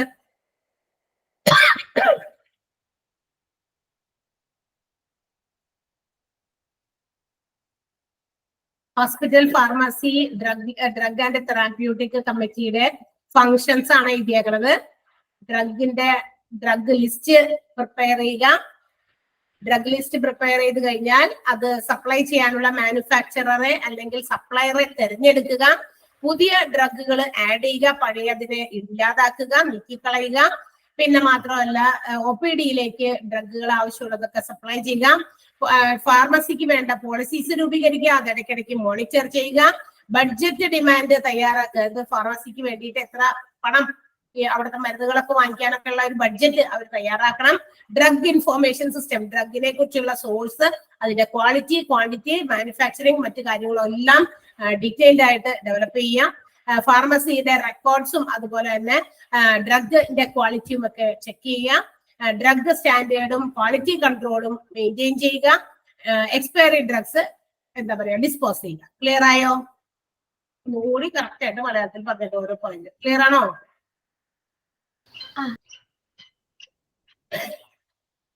Yes, ma'am. Okay. Then next one, hospital formulary. ഇനി എന്താണ് ഹോസ്പിറ്റൽ ഫോർമുലറി? ഫോർമുലറി എന്താണെന്ന് നേരത്തെ പറഞ്ഞു. ഡ്രഗ് ലിസ്റ്റിനെയാണ് ഹോസ്പിറ്റൽ ഫോർമുലറി എന്ന് പറഞ്ഞു കഴിഞ്ഞാൽ. അപ്പൊ ഡ്രഗ് ലിസ്റ്റ് അത് മരുന്നുകളുടെ ലിസ്റ്റ് ആണ്. അപ്പൊ ഇവിടെ പറഞ്ഞിരിക്കുന്നത് ഫസ്റ്റ് അവിടെ ഒരു സെന്റൻസ് വന്നിരിക്കുന്നത് ഇങ്ങനെയാണ്: no hospital pharmacy can perhaps stock every medication that it's concerned doctor may want to prescribe for their patients who are hospitalized. ഇതിന്റെ അർത്ഥം എന്താണ്? അതായത് അവിടെ ഹോസ്പിറ്റലൈസ് ചെയ്തിരിക്കുന്ന പേഷ്യൻസിന് എല്ലാവർക്കും കൊടുക്കാൻ പാകത്തിലുള്ള മരുന്ന്. ഇപ്പൊ നമുക്കറിയാം ഡേ ബൈ ഡേ ഓരോ പുതിയ പുതിയ രോഗങ്ങളാ വരുന്നത് ആളുകൾക്ക് അല്ലെ.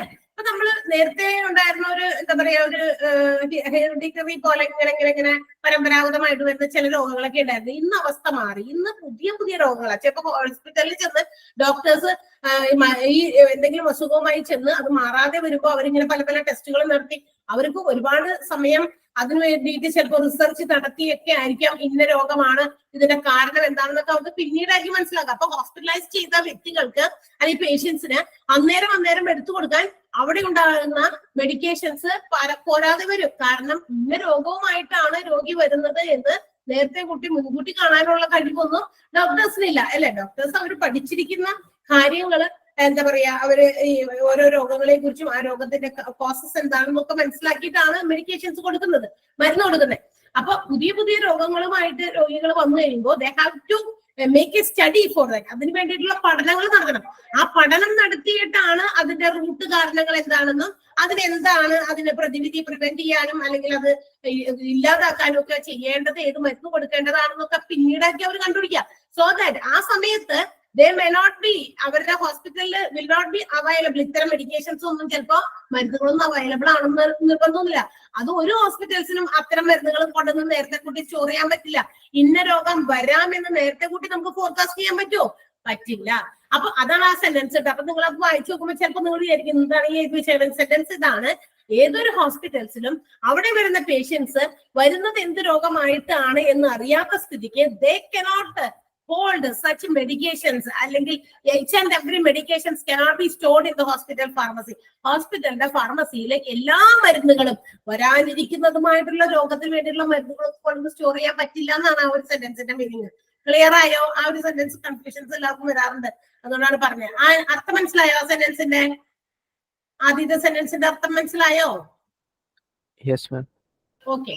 അപ്പൊ ആ ഒരു സെന്റൻസിലാണ് കൺഫ്യൂഷൻ എല്ലാവർക്കും വരാറുണ്ട്. അതെന്താണ് ആ ഒരു സെന്റൻസ്? ഒരു നെഗറ്റീവ് സെന്റൻസ് ആണ് എഴുതിയേക്കണേ. എന്ന് വെച്ചാൽ ഏതൊരു ഹോസ്പിറ്റൽസിനും അവിടെ വരുന്ന പേഷ്യൻസ് എന്ത് രോഗമായിട്ടാണ് വരുന്നത് എന്നറിയില്ല. So they cannot hold all the medications. എല്ലാ തരത്തിലുള്ള മരുന്നുകളും കൊണ്ടുവന്ന് സ്റ്റോർ ചെയ്ത് വെക്കുക ബുദ്ധിമുട്ടുള്ളതാണ്. അല്ലെങ്കിൽ അങ്ങനെ ഒരു ഹോസ്പിറ്റൽ ഇല്ല. ഒരു രോഗവുമായിട്ട് നമ്മൾ ചെന്ന് കഴിയുമ്പോഴാണ് ഇന്നതാണ് രോഗം, ഇപ്പൊ ആ ഒരു രോഗത്തിന് അവിടെ മരുന്ന് അവൈലബിൾ ഇല്ല എങ്കിൽ they have to find out എന്ത് മെഡിസിൻ കൊടുക്കണം എന്ന് അവർ കണ്ടെത്തണം. അത് റിസർച്ചിലൂടെ.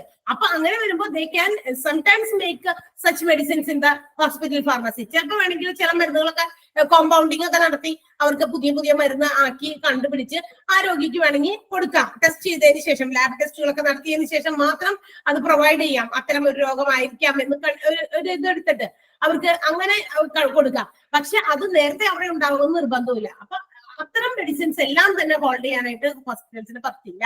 അപ്പൊ എന്ത് ചെയ്യും? Drug and therapeutic committee they have to make a list of medications which is available to the hospital pharmacy. ഹോസ്പിറ്റലിന്റെ ഫാർമസിയിൽ ഏതൊക്കെ തരത്തിലുള്ള മരുന്നുകൾ വേണം എന്ന് ഡ്രഗ് ആൻഡ് തെറാപ്യൂട്ടിക് കമ്മിറ്റി അവിടെയുള്ള ഹോസ്പിറ്റൽസിന്റെ മറ്റ് HOD-യുമായിട്ടൊക്കെ കൺസൾട്ട് ചെയ്ത് അല്ലെങ്കിൽ അവരുമായിട്ടൊക്കെ ചർച്ച ചെയ്ത് അവരൊരു ലിസ്റ്റ് തയ്യാറാക്കും. ഇന്ന മരുന്ന് വേണം. ഇപ്പൊ ഗൈനക്കോളജി വിഭാഗം വർക്ക് ചെയ്യുന്ന ഒരു ഹോസ്പിറ്റൽ ആണെങ്കിൽ അതുമായി ബന്ധപ്പെട്ട് അപ്പൊ സ്ത്രീജനങ്ങളാണ് അവിടുത്തെ ഗൈനക്കോളജിയെ കാണാനായിട്ട് വരുന്നത് അല്ലെ. ഗൈനക്കോളജി വിഭാഗത്തില് എന്താ പറയാ മരുന്ന് കൺസൾട്ടേഷൻ വേണ്ടി വരുന്നത് സ്ത്രീകളായിരിക്കും, പുരുഷന്മാരും വരും. അപ്പൊ സ്ത്രീകൾക്കാണ് അവിടെ കൂടുതൽ ഇവരെ കൊണ്ട് ആവശ്യം. അപ്പൊ അവരുമായിട്ടുള്ള റിലേറ്റഡ് ആയിട്ടുള്ള എന്തൊക്കെ തരത്തിലുള്ള രോഗങ്ങളുണ്ടോ അതിനൊക്കെ മരുന്നുകളൊക്കെ അവർക്ക് കൊണ്ടുവന്ന് സ്റ്റോർ ചെയ്യാം. അതിന് വേണ്ടിയിട്ട് ഒരു ലിസ്റ്റ് തയ്യാറാക്കാം. അതുപോലെ ഈച്ച് ആൻഡ് എവറി ഡിപ്പാർട്ട്മെന്റ്, എല്ലാ ഡിപ്പാർട്ട്മെന്റ്, ഒരു ഉദാഹരണം മാത്രമാണ് ഞാൻ ഗൈനക്കോളജിയിൽ പറഞ്ഞത്. അപ്പൊ അതുപോലെ തന്നെ എല്ലാ ഡിപ്പാർട്ട്മെന്റിലേക്കും വേണ്ടിയിട്ടുള്ള മരുന്നുകൾ അവർ എന്ത് ചെയ്യുന്നു, ഒരു ലിസ്റ്റ് പോലെ അവർ തയ്യാറാക്കും. ഏതൊക്കെ മരുന്നുകൾ ഏതൊക്കെ കാര്യത്തിന് വേണ്ടി കൊടുക്കണം എന്നുള്ളത്.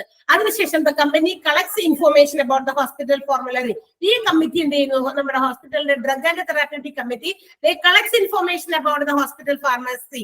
ഹോസ്പിറ്റലിന്റെ ഫാർമസിയിൽ വേണ്ട മരുന്നുകളുടെ ലിസ്റ്റുകളൊക്കെ അവർ കളക്ട് ചെയ്യും. എന്തൊക്കെ മരുന്നുകൾ വേണം, അത് ചേഞ്ചസ് ഒക്കെ കൊണ്ടുവരും. ചിലപ്പോൾ നേരത്തെയുള്ള മരുന്ന് അത് മാറ്റി നമുക്ക് ഇത് കൊടുത്തു നോക്കാം. അപ്പൊ ചേഞ്ചസ് ഉൾപ്പെടെ മാറ്റി മറിച്ചതിന് ശേഷം അവർ ഇതിന് വേണ്ടിയിട്ടുള്ള ഒരു ലിസ്റ്റ് തയ്യാറാക്കും. ഈ drug and therapeutic committee is responsible for making such list. ഇത്തരം ലിസ്റ്റുകൾ തയ്യാറാക്കുന്നത് ഈ ഒരു കമ്മിറ്റി ആയിരിക്കും. ഇനി ഡോക്ടേഴ്സ് എന്ത് ചെയ്യുന്നു? They use this formulary to find out the medications. അവരുടെ ഹോസ്പിറ്റലിൽ അവർ കൊടുക്കുന്ന ട്രീറ്റ്മെന്റുകൾക്ക് ഏതൊക്കെ ഏതെങ്കിലും ഒരു രോഗി എന്തെങ്കിലും ഒരു കണ്ടീഷനുമായിട്ട് അല്ലെങ്കിൽ ഏതെങ്കിലും ഒരു രോഗത്തിന്റെ ഒരു സിംറ്റമായിട്ടൊക്കെ വരുമ്പോൾ എന്ത് മെഡിസിൻ ആണ് കൊടുക്കണ്ടേ എന്നറിയാൻ വേണ്ടി ഡോക്ടേഴ്സ് യൂസ് ദിസ് ഫോർമുലറി. എന്ത് ചെയ്യുന്നു? ഈ ഡ്രഗിന്റെ ലിസ്റ്റ് എടുത്ത് നോക്കും. ഇന്ന രോഗവുമായിട്ടാണ് ഒരു രോഗി വന്നത്, അപ്പൊ ഇതിനകത്ത് നമ്മളുടെ ഈ ഫാർമസിയിൽ എന്ത് മരുന്നുണ്ട് ഇതിന് പറ്റിയത്, അത് നോക്കിയിട്ടാ കൊടുക്കണേന്ന്. മനസ്സിലായോ? ആ ഒരു മരുന്ന് പ്രൊവൈഡ് ചെയ്യുമ്പോൾ അവിടുത്തെ ഫാർമസിക്കകത്ത് അവൈലബിൾ ആയിട്ടുള്ള മരുന്നായിരിക്കും അവര് പ്രിസ്ക്രൈബ് ചെയ്യുക. അല്ലാതെ ഇവിടെയും കിട്ടുന്നില്ല, ഈ നാട്ടിലും കിട്ടുന്നില്ല, ഇവിടുത്തെ ഹോസ്പിറ്റലിലും ഫാർമസിയിലും ഇല്ലാത്ത വേറെ ഏതെങ്കിലും ഒരു മരുന്ന്, ചിലപ്പോ അതേ മരുന്ന് തന്നെ മറ്റ് കമ്പനിയുടെ ആയിരിക്കും നമ്മുടെ ഹോസ്പിറ്റലിൽ കൊണ്ടുവന്ന് സ്റ്റോർ ചെയ്ത് വെച്ചിരിക്കുന്നത്. So according to the list ഈ ഒരു ഡ്രഗ് ഫോർമുലറി ഉപയോഗിച്ചിട്ടായിരിക്കും എന്ത് ചെയ്യുന്നത്? ഡോക്ടേഴ്സ് അവരുടെ പ്രിസ്ക്രിപ്ഷൻസ് എഴുതുക. മാത്രമല്ല they also check the prescribed medications that can cost. മാത്രമല്ല ഇപ്പൊ ഈ കമ്മിറ്റി മറ്റൊരു കാര്യം കൂടി നോക്കും. ഏതെങ്കിലുമൊക്കെ മെഡിസിൻസ് ഒക്കെ കൊടുക്കുന്നതിന്റെ ഫലമായിട്ട് if it is perilous to the or make some interactions with the പേഷ്യൻസിന് ഏതെങ്കിലും തരത്തിലുള്ള എന്താ പറയാ നെഗറ്റീവ് ഇഫക്റ്റുകൾ വരാനോ സൈഡ് ഇഫക്റ്റ് വരാനോ അല്ലെങ്കിൽ അപകടകാരികളായിട്ടുള്ള മെഡിസിൻസ് ഉണ്ട് എന്നൊക്കെ ചെക്ക് ചെയ്യേണ്ടതും ഈ ഒരു കമ്മിറ്റിയാണ്. അപ്പൊ പെരിലസ് ആയിട്ടുള്ള മെഡിസിൻസ് എന്ന് പറഞ്ഞു കഴിഞ്ഞാൽ ഫുൾ ഓഫ് ഡേഞ്ചർ, ഇത് കുറച്ച് അപകടകാരിയായിട്ടുള്ള കുറച്ച് ഡോസ് കൂടിയതാണെങ്കിൽ ഭയങ്കര നല്ല ശരിക്കും എന്താ പറയാ പേഷ്യൻസിന് ചിലപ്പോൾ അവരുടെ രോഗങ്ങളുടെ അവസ്ഥ മറ്റൊരു രീതിയിലേക്ക് മാറിപ്പോകാനൊക്കെ സാധ്യതയുണ്ട്. അപ്പൊ ഡേഞ്ചർ സിറ്റുവേഷൻസ് ഒക്കെ ഉള്ള മരുന്നുകളാണോ എന്നുള്ള കാര്യങ്ങളും കൂടി അവര് ചെക്ക് ചെയ്യേണ്ടത് ആരാണ്? ഈ കമ്മിറ്റിയാണ്. അപ്പൊ ഡോക്ടേഴ്സും ഇവരുടെ ലിസ്റ്റ് നോക്കിയിട്ടാണ് പ്രിസ്ക്രിപ്ഷൻസ് നടത്തുന്നത്.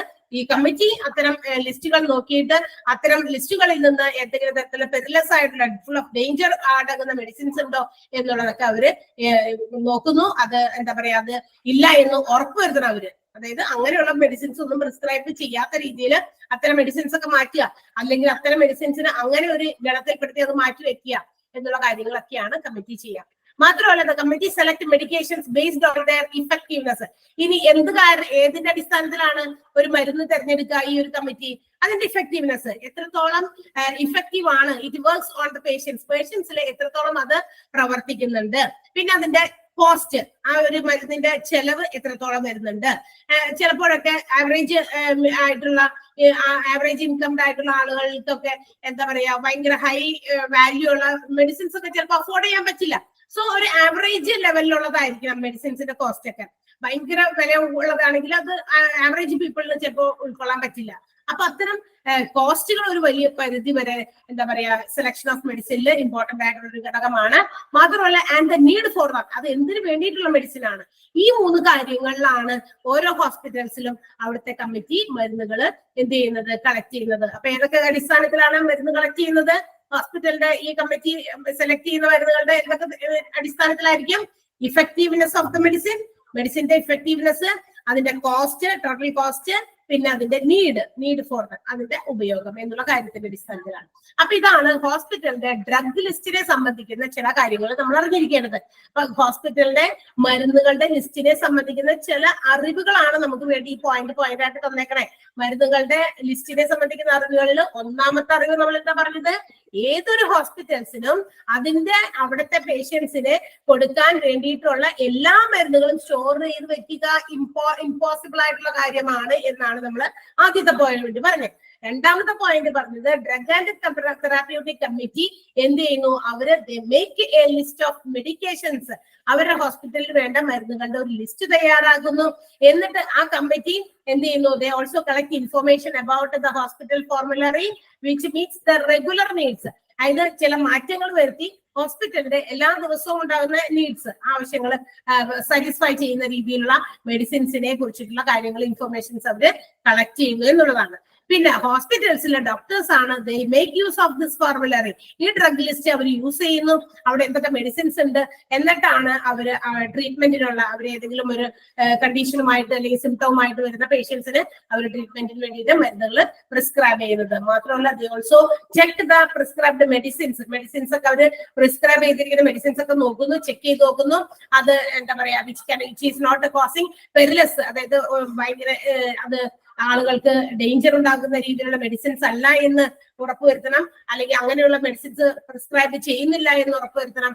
മറ്റ് മെഡിസിൻസ് ഒക്കെ ആയിട്ട് എന്തെങ്കിലും കാര്യങ്ങൾ ഇന്ററാക്ട് ചെയ്യുക. ചിലപ്പോൾ ഒരു മെഡിസിൻ കഴിച്ചിട്ടേ അതിന്റെ തൊട്ട് താഴെ മറ്റൊരു മെഡിസിൻ ഇങ്ങനെയുള്ള മറ്റേ മെഡിസിനുമായിട്ട് ഇന്ററാക്ട് ചെയ്യുന്ന മെഡിസിൻസ് ഒക്കെ ഉണ്ടാവും. അപ്പൊ അങ്ങനെയുള്ള മെഡിക്കേഷൻസ് ഇല്ല എന്ന് ഉറപ്പുവരുത്തണം, അല്ലെങ്കിൽ അങ്ങനെ കൊടുക്കാൻ പാടില്ല എന്നുള്ളതൊക്കെ ഇവരാണ് അത് കണ്ടെത്തേണ്ടത്. പിന്നെ കമ്മിറ്റി എന്താണ്, ചൂസ് ദ മെഡിസിൻ സെലക്ട് ചെയ്യുന്നത് ഈ രീതിയിലാണ്. മെഡിസിന്റെ ഇഫക്റ്റീവ്നെസ്, അതിന്റെ നീഡ്, അതിന്റെ കോസ്റ്റ് എന്നതിന്റെ അടിസ്ഥാനത്തിലായിരിക്കും. ഇത്രയും കാര്യങ്ങളാണ് ഹോസ്പിറ്റലിന്റെ മെഡിസിൻ അല്ലെങ്കിൽ ഡ്രഗ് ലിസ്റ്റിനെ കുറിച്ച് നമുക്ക് അറിഞ്ഞിരിക്കേണ്ടത്. പിന്നെ നെക്സ്റ്റ് വൺ എന്താണെന്ന് നോക്കാം, ഇന്റൻഡിങ് ഓഫ് ഡ്രഗ്സ്. അതായത് നമ്മൾ എങ്ങനെയാണ് ഹോസ്പിറ്റലിന്റെ എന്താ പറയാ മരുന്നുകള് നമ്മുടെ ഹോസ്പിറ്റൽ ഫാർമസിയിലേക്ക് എത്തിക്കുന്നത്. അതിന്റെ ഇന്റന്റ് തയ്യാറാക്കാന്ന് പറഞ്ഞാൽ ലിസ്റ്റ് തയ്യാറാക്കി ഓർഡർ വെക്കുക, അത് വാങ്ങിക്കുക, സ്വീകരിക്കാൻ വെക്കുക, സ്റ്റോർ ചെയ്യുക, സെക്യൂർ ചെയ്യുക എന്നുള്ള കാര്യങ്ങളൊക്കെയാണ് ഇതിനകത്ത് വരുന്നത്. അപ്പൊ എന്തൊക്കെയാണ് അതിന്റെ ആ ഒരു സ്റ്റെപ്സ്? ഹോസ്പിറ്റലിന്റെ ഡ്രഗ്സ് ഇന്റന്റ് ചെയ്യുന്നതിന്റെ ആ സ്റ്റെപ്സ് ആണ് ഈച്ച് ആൻഡ് എവറി ഹോസ്പിറ്റൽ. അതായത് ഓരോ ഹോസ്പിറ്റൽസിനും പ്രധാനമായിട്ട് അവര് ചെയ്യുന്ന ഏതൊക്കെ ഡിപ്പാർട്ട്മെന്റുമായിട്ട് ബന്ധപ്പെട്ടാണെങ്കിൽ ഒരു hospital pharmacy must contain 250 to 300 drugs എന്നാ പറഞ്ഞേക്കണേ. ഒരു ആവറേജ് ലെവലില് 250 മുതൽ 300 ഡ്രഗ്സ് വരെ ഒരു ഹോസ്പിറ്റൽ ഫാർമസിയിൽ എന്ത് ചെയ്യാം ഉണ്ടായിരിക്കണം. അത് ക്ലിയർ ആണ്, അത്രയും വ്യക്തമായ രീതിയിലാണ് പറഞ്ഞേക്കണത്. 250 മുതൽ 300 ഡ്രഗ്സ് വരെ നമുക്ക് ഹോസ്പിറ്റൽ ഫാർമസിയിൽ കൃത്യമായിട്ട് ഉണ്ടായിരിക്കണം. അതായത് അത്തരം തരത്തില് ഡിഫറെന്റ് ടൈപ്സ് ആണ് 250 to 300 ടൈപ്സ് ഓഫ് മെഡിസിൻസ് ഉണ്ടായിരിക്കണം എന്നതാണ്. ഇനി ഡ്രഗ് ഇന്റന്റഡ് ചെയ്യുമ്പോൾ keeping safety stock in mind. അതായത് നമ്മളൊരു ഡ്രഗിന് വേണ്ടിയിട്ട് ഓർഡർ ചെയ്യുന്ന സമയത്ത് ഒരു സേഫ്റ്റി സ്റ്റോക്ക് ലെവൽ നമ്മുടെ കയ്യിലുണ്ട് എന്ന് ഉറപ്പ് വരുത്തുന്ന സമയത്താണ് നമ്മൾ വെക്കേണ്ടത്. എന്ന് വെച്ചാൽ ഇപ്പൊ ഒരു ഹോസ്പിറ്റലിന്റെ ഫാർമസിയിൽ ഒരാഴ്ച വേണ്ട ഏതെങ്കിലും ഒരു ഡിപ്പാർട്ട്മെന്റിൽ വേണ്ട മരുന്നുകളുടെ എണ്ണം ഒരു 100 ആണെന്ന് വിചാരിക്കാം. ഒരു എക്സാമ്പിൾ ആണ് ഞാൻ പറയുന്നത്. 100 മരുന്നുകൾ, 100 മെഡിസിൻ അത് വേണം. ഒരു ആവറേജ് സ്റ്റോക്ക് എടുത്ത് നോക്കി കഴിഞ്ഞപ്പോൾ മനസ്സിലായിരിക്കുന്നത് ഒരു 100 ഒരാഴ്ചയിൽ എന്ത് പോകുന്നുണ്ട്, നമ്മുടെ കയ്യിൽ നിന്ന് ഡിസ്പെൻസ് ചെയ്യുന്നുണ്ട്. ഹോസ്പിറ്റൽ ഫാർമസി ആ മരുന്ന് ഡിസ്പെൻസ് ചെയ്യുന്നുണ്ട്. അപ്പൊ നമ്മള് ഒരാഴ്ചയിൽ എത്ര വേണം? അപ്പൊ നമ്മളിങ്ങനെ കൊണ്ടുവന്ന് ഇങ്ങനെ സ്റ്റോക്ക് ചെയ്തിട്ട് 1000 യൂണിറ്റ് ഒക്കെ കൊണ്ടുവന്ന് സ്റ്റോക്ക് ചെയ്തിട്ടുണ്ട്. അപ്പൊ 100 എണ്ണമെങ്കിലും ഒരു ദിവസത്തിൽ വേണം എന്നാണ്. അപ്പൊ നമ്മൾ എന്ത് ചെയ്യണം?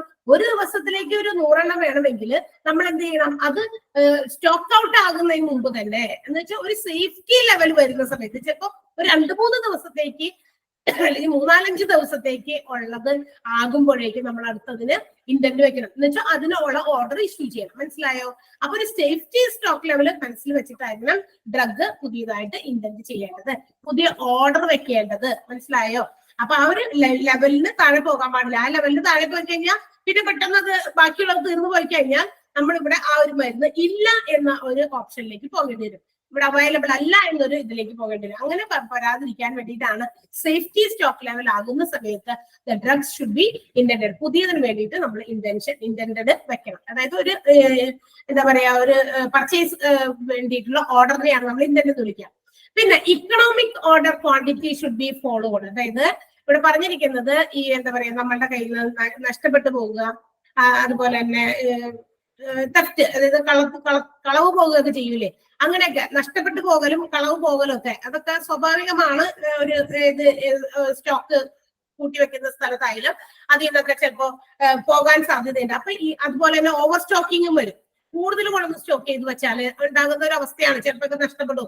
ഇത് ഇത്രയും വേണ്ടാത്തതാണ്, സാധാരണ നമ്മൾ ഇത്രയും സ്റ്റോക്ക് ചെയ്യാറ്, പക്ഷെ ഇതിപ്പോ ഓവർ സ്റ്റോക്കിംഗ് ആണ്. അപ്പൊ എന്ത് ചെയ്യും? അവിടെ നമ്മളൊക്കെ പല വഴിക്കൊക്കെ നഷ്ടപ്പെട്ടു പോകാനൊക്കെയുള്ള സാധ്യതയുണ്ട്. അത് പ്രിവെന്റ് ചെയ്യാൻ വേണ്ടിയിട്ട് നമ്മൾ ഫോളോ ചെയ്യേണ്ട ഒരു സിസ്റ്റമാണ് ഇക്കണോമിക് ഓർഡർ ക്വാണ്ടിറ്റി എന്ന് പറയുന്നത്. EOQ എന്ന് നമുക്ക് അതിനെ ഷോർട്ട് ആയിട്ട് പറയാം. EOQ, ഇക്കണോമിക് ഓർഡർ ക്വാണ്ടിറ്റി എന്താണെന്ന് തൊട്ട് നെക്സ്റ്റ് പേജിൽ പറയുന്നുണ്ട്. അന്നേരം പറയാം എന്താണെന്ന്. അപ്പൊ ആ ഒരു ലെവൽ കീപ്പ് ചെയ്ത് എപ്പോഴും പോകണം. മനസ്സിലായോ? ആ ലെവലിന് താഴെ പോകാൻ പാടില്ല. ആ ഒരു ലെവൽ കീപ്പ് ചെയ്ത് ഇക്കണോമിക് ഓർഡർ ക്വാണ്ടിറ്റി എന്ന് പറയുന്ന ഒരു ക്വാണ്ടിറ്റി ഓർഡർ ചെയ്യാനുള്ള ആ ലെവൽ കീപ്പ് ചെയ്ത് തന്നെയായിരിക്കണം എന്ത് ചെയ്യുന്നത് പോകേണ്ടത് ഒരു ഫാർമസിയിലെ മരുന്നുകൾ.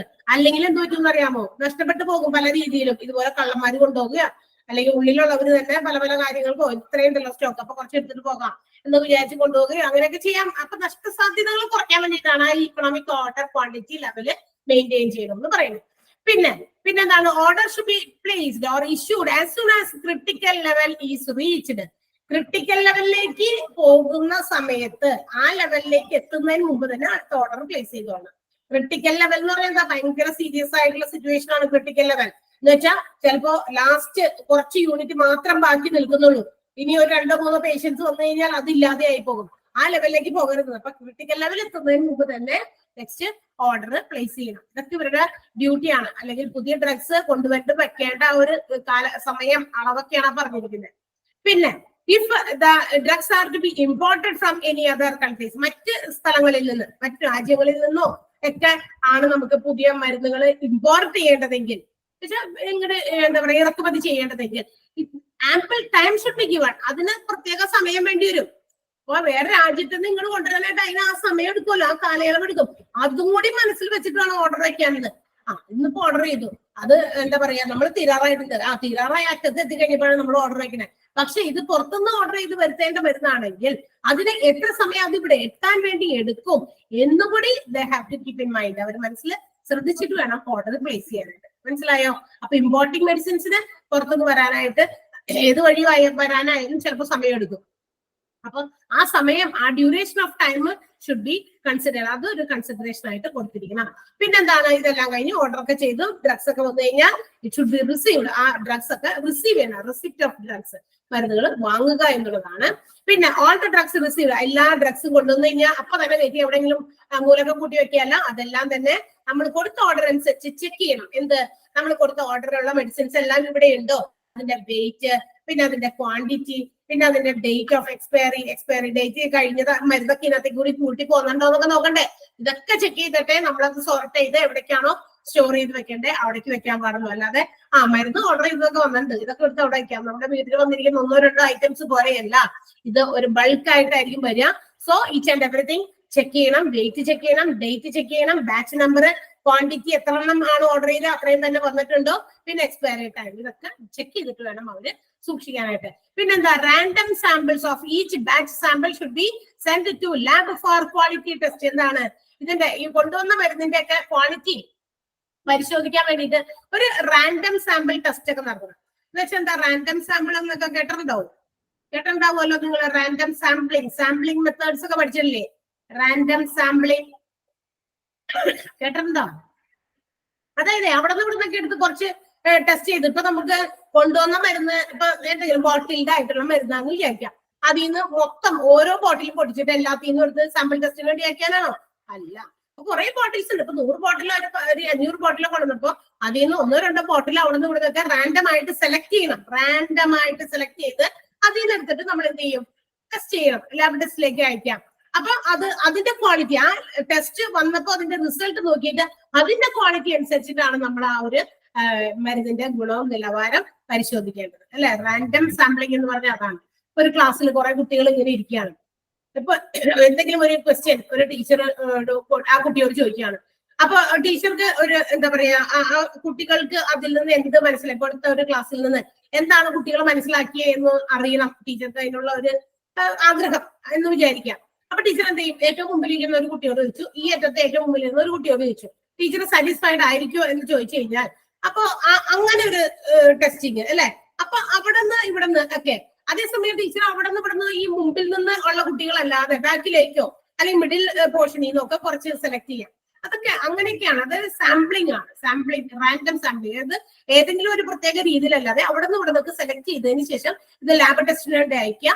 ലാബ് ടെസ്റ്റ് പോസിറ്റീവ് റിസൾട്ട്, നല്ല റിസൾട്ട് ആണ് തരുന്നതെങ്കിൽ ഓർഡർ ഫർദർ വീണ്ടും നമുക്ക് ആ ഒരു മെഡിസിൻസ് ഓർഡർ ചെയ്യാം. അല്ലാന്നുണ്ടെങ്കിൽ ക്വാളിറ്റി നമ്മൾ പ്രതീക്ഷിച്ച രീതിയിലില്ല എങ്കിൽ എന്ത് ചെയ്യണം, അത് ഡ്രോപ്പ് ചെയ്യേണ്ടി വരും. അപ്പൊ ഇതൊക്കെ റാൻഡം സാമ്പിളിംഗ് ടെസ്റ്റിലൂടെ അവർ കൊണ്ട് എന്താ പറയാ സ്റ്റോർ ചെയ്യുന്ന ഡ്രഗ്സ്, റിസീവ് ചെയ്ത ഡ്രഗ്സ് ഒക്കെ ടെസ്റ്റ് ചെയ്യാൻ അതൊക്കെ അയക്കാൻ പാടുള്ളൂ. ഇനി if there is any doubt for substandard, അതായത് ബിലോ ക്വാളിറ്റി ആയിട്ടുള്ള ചില ഡ്രഗ്സ് ഉണ്ടായിരിക്കും, അതൊക്കെ യൂസ് ചെയ്യുന്നതിന് മുമ്പ് തന്നെ they have to be made, അല്ലെങ്കിൽ they have to be used for lab test. അത് എങ്ങനെ മാത്രമേ ഉപയോഗിക്കാൻ പാടുള്ളൂ? ലാബ് ടെസ്റ്റ് നടത്തിയതിനു ശേഷം മാത്രമേ അത് ഉപയോഗിക്കാൻ പാടുള്ളൂ. സബ്സ്റ്റാൻഡേർഡ് ആയിട്ടുള്ള ചില മെഡിസിൻസ് ഒക്കെ ഉണ്ടായിരിക്കും. അപ്പൊ അതിന് ചിലപ്പോ ഒരു ഡൗട്ട്, എന്തെങ്കിലും തരത്തിലുള്ള നമുക്ക് സംശയം, അത് നീ കൊടുത്തു കഴിഞ്ഞാൽ എങ്ങനെയായിരിക്കും എന്നുള്ള അങ്ങനെ എന്തെങ്കിലും ഡൗട്ട് എന്തെങ്കിലും ഉണ്ടെങ്കിൽ അന്നേരം അത് ഉപയോഗിക്കരുത്. ലാബ് ടെസ്റ്റ് നടത്തിയതിനു ശേഷം മാത്രമാണ് അത്തരം മരുന്നുകൾ ഉപയോഗിക്കുക.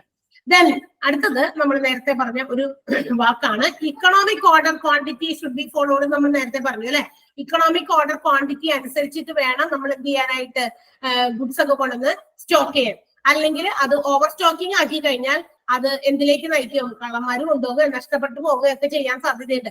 അപ്പൊ അത് ഒഴിവാക്കാനുള്ള ഒരു ഉപാധിയാണ് EOQ, economic order quantity follow ചെയ്യുക എന്നുള്ളത്. ഏതില്? നമ്മുടെ ഹോസ്പിറ്റലിലെ ഫാർമസിയിലെ മെഡിസിൻസ് സൂക്ഷിക്കുന്ന കാര്യത്തില്. Then what is EOQ? അങ്ങനെയാണെങ്കിൽ എന്താണ് EOQ? കേട്ടിട്ടുണ്ടോ? BBA കാരൻ കേട്ടിട്ടുണ്ടോ? പ്രതീഷ്, EOQ കേട്ടിട്ടുണ്ടോ? ഇക്കണോമിക് ഓർഡർ ക്വാണ്ടിറ്റി എന്ന് എവിടെയെങ്കിലും ഇല്ല മാം. കേട്ടിട്ടില്ല? ഓക്കെ, ഇക്കോംകാരുണ്ടല്ലോ അല്ലെ? അശ്വനി, അപർണ കേട്ടിട്ടുണ്ടോ? ഇല്ല മാം. കേട്ടിട്ടില്ല? ഇല്ല. ഇല്ല. ഓക്കെ, അപ്പൊ EOQ എന്താന്ന് പറഞ്ഞാൽ it is the number of units that a company should add to the inventory. നമ്മുടെ കയ്യിൽ കുറച്ച് സ്റ്റോക്ക് ഉണ്ട്, ഇതിലേക്ക് വീണ്ടും കൂടുതൽ കൊണ്ടുവന്ന് സ്റ്റോർ ചെയ്യാം അല്ലെങ്കിൽ സ്റ്റോക്ക് ചെയ്യാം. അതായത് എത്ര യൂണിറ്റ് നമ്മുടെ നിലവിലുള്ള യൂണിറ്റിനോടൊപ്പം, നിലവിലുള്ള സ്റ്റോക്കിനോടൊപ്പം എത്ര യൂണിറ്റ് നമ്മൾ അധികമായിട്ട് കൊണ്ടുവന്ന് ആഡ് ചെയ്യുന്നു. എന്തിനു വേണ്ടിയിട്ട്? എന്തിനു വേണ്ടിയിട്ട്? To minimize the total cost of inventory. നമ്മളത് എന്താ പറയാ, അവിടുത്തെ ആ കോസ്റ്റ് ഓഫ് ഇൻവെന്ററി, അവിടുത്തെ സ്റ്റോക്കിന്റെ മാക്സിമം ചെലവുണ്ടല്ലോ, ടോട്ടൽ കോസ്റ്റ്, അതിനെ എന്താ പറയാ പരമാവധി കുറയ്ക്കാൻ വേണ്ടിയിട്ട് കൊണ്ടുവന്ന് നമ്മളുടെ ഈ യൂണിറ്റിനോടൊപ്പം കൊണ്ടത് പുതിയതായിട്ട് ആഡ് ചെയ്യുന്ന ആ ക്വാണ്ടിറ്റി, ആ യൂണിറ്റ്സിനെയാണ് നമ്മൾ ഇക്കണോമിക് ഓർഡർ ക്വാണ്ടിറ്റി എന്ന് പറയുന്നത്. ഈ ടോട്ടൽ കോസ്റ്റ് എന്ന് പറയുമ്പോൾ അതിനകത്ത് ഹോൾഡിംഗ് കോസ്റ്റ്, ഇതെല്ലാം ഇങ്ങനെ ഹോൾഡ് ചെയ്ത് വെക്കുന്നതിന്, സ്റ്റോർ ചെയ്ത് വെക്കുന്നതിന് വേണ്ടി വരുന്ന ചെലവ്, പിന്നെ ഓർഡർ ചെയ്യുന്നതിന് വേണ്ടി വരുന്ന ചെലവ്, പിന്നെ ഷോർട്ടേജ്, എന്തെങ്കിലും തരത്തിലുള്ള ഷോർട്ടേജ് വന്നു കഴിഞ്ഞാൽ നമ്മൾ ഓർഡർ ചെയ്ത ക്വാണ്ടിറ്റി ഇത്ര, പക്ഷെ ഇവിടെ വന്നപ്പോ ഇത്രയേ ഉള്ളൂ, അപ്പൊ ഷോർട്ടേജ് ഉണ്ടാവും അല്ലെ, അപ്പൊ അതിന് വേണ്ടി വരുന്ന ചെലവ്, ഇതെല്ലാം കൂടിയാണ് എന്ത് വിളിക്കുക, നമ്മള് ടോട്ടൽ കോസ്റ്റ് എന്ന് വിളിക്കുക. അപ്പൊ ഇതൊക്കെ കുറയ്ക്കാൻ വേണ്ടി, ഈ ടോട്ടൽ കോസ്റ്റ് കുറയ്ക്കാൻ വേണ്ടി നമ്മൾ ഇൻവെന്ററിയോടൊപ്പം ആഡ് ചെയ്യുന്ന ക്വാണ്ടിറ്റി അത്രയേ ഉള്ളൂ. അതിനെയാണ് എന്ന് വിളിക്കുക EOQ അല്ലെങ്കിൽ economic order quantity. Economic order quantity is the number of units that a company add to the inventory with the order in order to minimize the total cost such as holding cost, shortage cost and order cost. ഇതൊക്കെ ഇത്തരം ചെലവുകളെ കുറയ്ക്കാൻ വേണ്ടിയിട്ട്, total കോസ്റ്റുകളെ minimise ചെയ്യാൻ വേണ്ടിയിട്ട് ഒരു company തന്റെ ഇൻവെന്ററിയോടൊപ്പം add ചെയ്യുന്ന യൂണിറ്റുകളിനെയാണ് നമ്മൾ ഇക്കണോമിക് ഓർഡർ ക്വാണ്ടിറ്റി എന്ന് വിളിക്കുക. ക്ലിയർ ആയോ? മനസ്സിലായോ? Yes ma'am. Okay, the next one, records and registers. ഇനി എന്തൊക്കെ തരത്തിലുള്ള റെക്കോർഡുകളും രജിസ്റ്ററുകളുമാണ് ഒരു ഹോസ്പിറ്റൽ ഫാർമസിയിൽ കീപ്പ് ചെയ്യുന്നത്? എന്തൊക്കെ റെക്കോർഡുകൾ? നമ്മൾ വിചാരിക്കും മരുന്നുകൾ മാത്രമൊക്കെ സൂക്ഷിച്ചു വെച്ചാൽ മതി എന്ന്. പോരാ, ഒരു ഹോസ്പിറ്റലിന്റെ ഫാർമസിയിൽ നമുക്ക് മരുന്ന് നമ്മൾ ലിസ്റ്റ് കാണിക്കുമ്പോൾ നമുക്ക് മരുന്ന് തരുന്നു, നമ്മൾ പോകുന്നു, ക്യാഷ് വാങ്ങിച്ച് അവിടെ ഇരിക്കുന്നു, അത്രയേ ഉള്ളൂ, നടക്കുന്നുള്ളൂ അല്ലെ.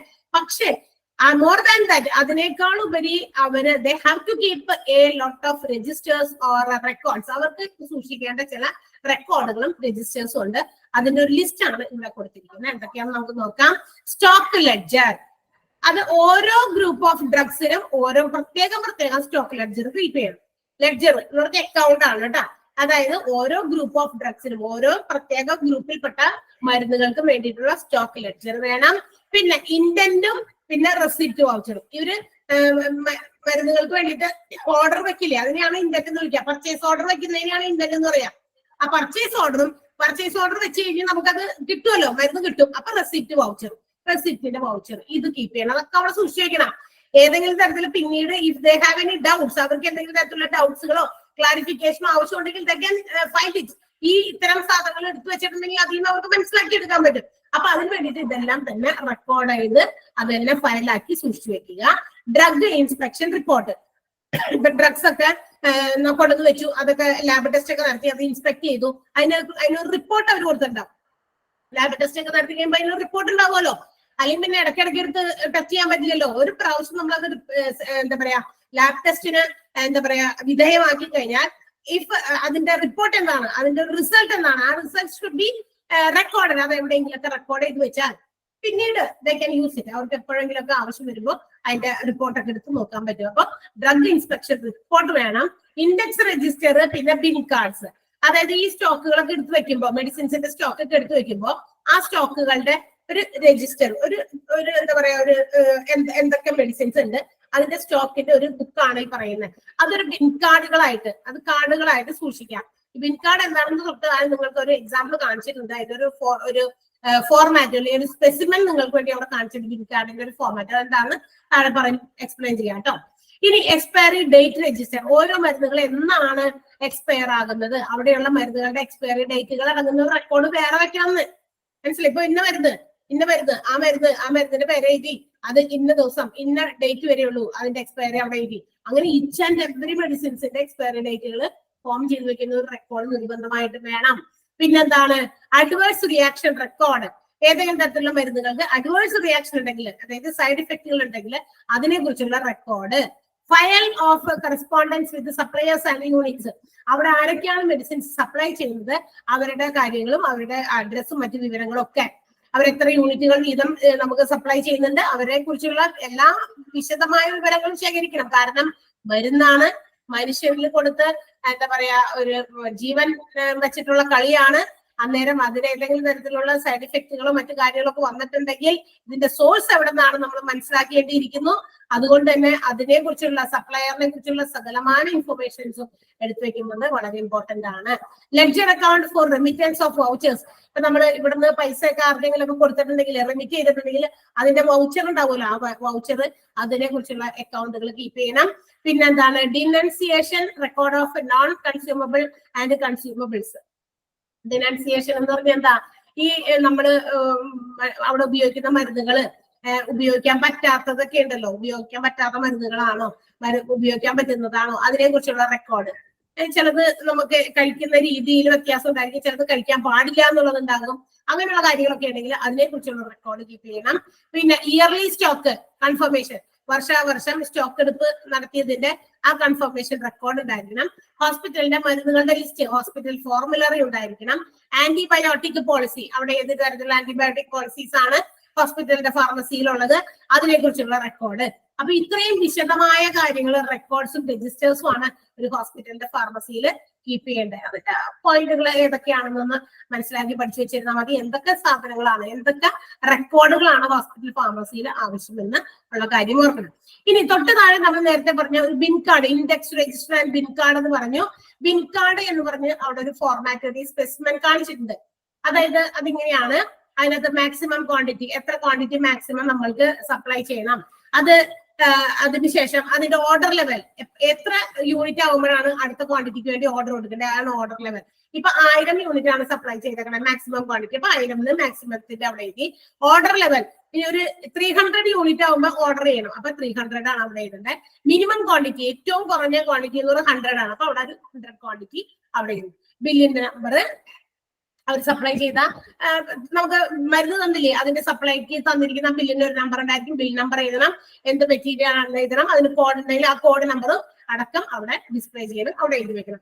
പിന്നെ ഡേറ്റ് ഇട്ട് ഓരോ ക്വാണ്ടിറ്റീസ് നമുക്ക് തന്നിരിക്കുന്ന ഡേറ്റുകൾ അവിടെ എഴുതാം. എത്ര ക്വാണ്ടിറ്റി റിസീവ് ചെയ്തു, എത്ര ക്വാണ്ടിറ്റി അതിൽ ഇഷ്യൂ ചെയ്തു, അതിൽ ഇനി എത്ര ബാലൻസ് ഉണ്ട്, അതിനെ കുറിച്ചുള്ള റിമാർക്ക് അവിടെ എഴുതാം. ഇപ്പൊ ഒരു 1000 ക്വാണ്ടിറ്റി നമ്മൾ റിസീവ് ചെയ്തിട്ടുണ്ട്, എവിടേക്ക്, നമ്മളുടെ ഹോസ്പിറ്റലിന്റെ ഫാർമസിയിലേക്ക്, അത് അവിടെ എഴുതി.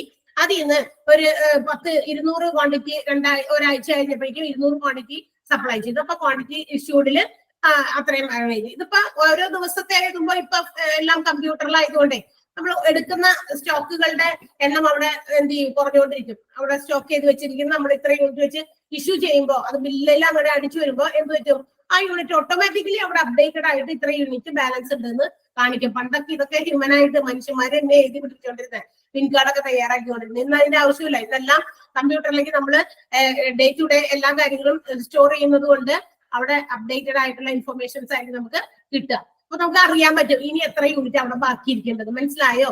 അതിനുവേണ്ടി തയ്യാറാക്കുന്ന ഒരു സാധനമാണ് ബിൻ കാർഡ്. മനസ്സിലായോ? എത്ര യൂണിറ്റുകൾ നമ്മൾ റിസീവ് ചെയ്തു, അതിൽ നിന്ന് എത്ര വീതമൊക്കെ ഇഷ്യൂ ചെയ്യുന്നു, now what is the balance, ഇന്ന് ഈ സമയം ഇപ്പൊ എത്ര എണ്ണം ബാലൻസ് ഉണ്ട് എന്ന് കൃത്യമായിട്ടുള്ള ഇൻഫർമേഷൻസ് നമുക്ക് ഈ ഒരു ഇത് കറക്റ്റ് ആയിട്ട് തയ്യാറാക്കി പോയി കഴിഞ്ഞാൽ കാണാൻ പറ്റും. ബികോം ഒക്കെ പഠിച്ചവർക്കൊക്കെ ആണെങ്കിൽ ഇതൊക്കെ ക്ലിയർ ആയിട്ട് മനസ്സിലാകണം. കാരണം അങ്ങനെ ഒരു കാര്യമൊക്കെ bin card, economic order quantity ഒക്കെ അതിനകത്ത് നമ്മൾ പഠിക്കുന്ന കാര്യമാണ്. ബിസിനസിനെ സംബന്ധിക്കുന്ന കാര്യങ്ങളൊക്കെ പഠിക്കുമ്പോൾ മെറ്റീരിയൽസ് ഒക്കെ കൊണ്ടുവന്ന് സ്റ്റോർ ചെയ്യുന്നത്, മെറ്റീരിയൽസിൽ നിന്ന് വന്നിട്ട് എത്രയെടുത്ത് ഉപയോഗിച്ചു, അതിന് ഇനി എത്ര യൂണിറ്റ് ഓഫ് മെറ്റീരിയൽ ബാക്കിയുണ്ട് എന്ന് കാണിക്കുന്ന ആ ഒരു സ്റ്റോക്കിന്റെ ആ ലെവൽ കാണിക്കുന്ന ഒരു സംഭവം, അതാണ് സ്പെസിമെൻ. അതിനെയാണ് ബിൻകാർഡ് എന്ന് വിളിക്കുക. ക്ലിയർ ആയോ എന്താണ് ബിൻകാർഡ് എന്ന്? മനസ്സിലായോ? Yes ma'am. ഓക്കെ ഓക്കെ, ഇനി ഇതിനകത്ത് ഒരു കുറച്ച് ഭാഗം കൂടെ ഉള്ളൂ. ഫാർമസി എന്ന് പറയുന്നതിൽ നമുക്ക് കുറച്ച് ഭാഗം കൂടി പഠിക്കാനുള്ളൂ.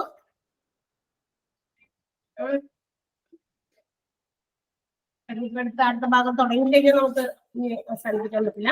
1-2 പേജ് കൂടി ഉള്ളൂ, അതോടുകൂടി ഈ ചാപ്റ്റർ തീരും. 3 പേജ് ഉണ്ട്. അപ്പൊ ഇതുവരെ ക്ലിയർ ആണല്ലോ? ഇന്നിപ്പോ നമ്മൾ എടുത്ത ടോപ്പിക്കുകൾ നമ്മൾ എന്തൊക്കെയാണ് എടുത്തത്? ഏതൊക്കെ ഭാഗം എടുത്തു? ഫ്ലോ ചാർട്ട് പറഞ്ഞു അല്ലെ? ഹോസ്പിറ്റൽ ഫാർമസിന്റെ ഒരു ഫ്ലോ ചാർട്ട് പറഞ്ഞു. പിന്നെ ഡ്രഗ് ആൻഡ് തെറാപ്യൂട്ടിക് കമ്മിറ്റി പറയും. Drug and therapeutic committee form ചെയ്തിരിക്കുന്ന ആളുകൾ ആരൊക്കെയാണ്, ആരൊക്കെ വെച്ചിട്ടാണ് അങ്ങനെ ഒരു കമ്മിറ്റി രൂപീകരിച്ചിരിക്കുന്നതെന്ന് പറഞ്ഞു. പിന്നെ അതിന്റെ ഒരു ഫങ്ഷൻസ് പറഞ്ഞു അല്ലെ? ഡ്രഗ് ആൻഡ് തെറാപ്യൂട്ടിക് കമ്മിറ്റി എന്തൊക്കെ കാര്യങ്ങളാണ് ചെയ്യുന്നതെന്ന് പറഞ്ഞു. പിന്നെ ഹോസ്പിറ്റൽ ഫോർമുലറി, ദാറ്റ് മീൻസ് ഹോസ്പിറ്റലിന്റെ ഡ്രഗ് ലിസ്റ്റിൽ വരുന്ന കാര്യങ്ങൾ എന്തൊക്കെയാണ്, മരുന്നുകളെ സംബന്ധിക്കുന്ന കാര്യങ്ങളാണ്. പിന്നെ എങ്ങനെയാണ് ഡ്രഗ്സ് ഇന്റന്റ് ചെയ്യുന്നത്, പർച്ചേസ് ഓർഡർ വെക്കുന്നതിനെ കുറിച്ച് സംബന്ധിക്കുന്ന കാര്യങ്ങൾ പറഞ്ഞു. ആൻഡ് റെക്കോർഡ്സ്, രജിസ്റ്റേഴ്സ്, ഏതൊക്കെ തരത്തിലുള്ള റെക്കോർഡുകളും രജിസ്റ്റേഴ്സും ആണ് ഹോസ്പിറ്റൽ ഫാർമസിയിൽ കീപ്പ് ചെയ്യേണ്ടതെന്നും പറഞ്ഞു. ആൻഡ് ബിൻകാർഡിന്റെ ഒരു സ്പെസിമെൻ എന്താണെന്ന് നമ്മൾ കണ്ടു. ഈ സ്പെസിമെൻ മനസ്സിലായില്ലേ? ബിൻകാർഡ് അതായത് ഇത്രയും യൂണിറ്റ് കിട്ടി, അതിൽ നിന്ന് ഇത്ര യൂണിറ്റ് ഇഷ്യൂ ചെയ്തു, ബാക്കി ഇത്ര യൂണിറ്റ് ഉണ്ട്. 1000 യൂണിറ്റ് ഉണ്ടായിരുന്നു, അതിൽ നിന്ന് ഇന്ന് ഒരു 50 യൂണിറ്റ് വിറ്റു, ബാക്കി 950 950 യൂണിറ്റ് ബാക്കിയുണ്ട്. നെക്സ്റ്റ് ഡേ വീണ്ടും എന്താ പറയാ, പുതിയ യൂണിറ്റ് ഒന്നും വന്നില്ല, ഇതിൽ 950 യൂണിറ്റ് വീണ്ടും അടുത്ത ദിവസം ഒരു 50 യൂണിറ്റ് അല്ലെങ്കിൽ 100 യൂണിറ്റ് വിറ്റു, ബാക്കി വരുന്ന യൂണിറ്റ് അവിടെ എഴുതി.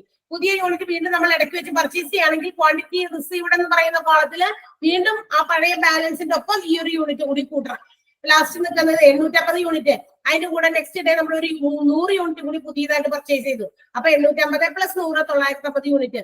എന്നിട്ട് ആ ദിവസം എത്ര എണ്ണം നമ്മൾ ഇഷ്യൂ ചെയ്തു, ആ യൂണിറ്റുകൾ ലെസ് ചെയ്ത് കഴിഞ്ഞിട്ട് ബാക്കി വരുന്നത് ബാലൻസ് കോളത്തിൽ എഴുതണം. അങ്ങനെ എഴുതി പോകുന്നു. അതൊരു മെറ്റീരിയൽ സ്റ്റോക്ക് ഒക്കെ പലതും എഴുതി സൂക്ഷിക്കാൻ ഉപയോഗിക്കുന്ന ഒരു ഈസി മെത്തേഡ് ആണ് കേട്ടോ. അപ്പൊ ആദ്യം ഇരിക്കുന്ന യൂണിറ്റിൽ നിന്ന് ആദ്യം എടുത്ത് ഇഷ്യൂ ചെയ്യുന്നു.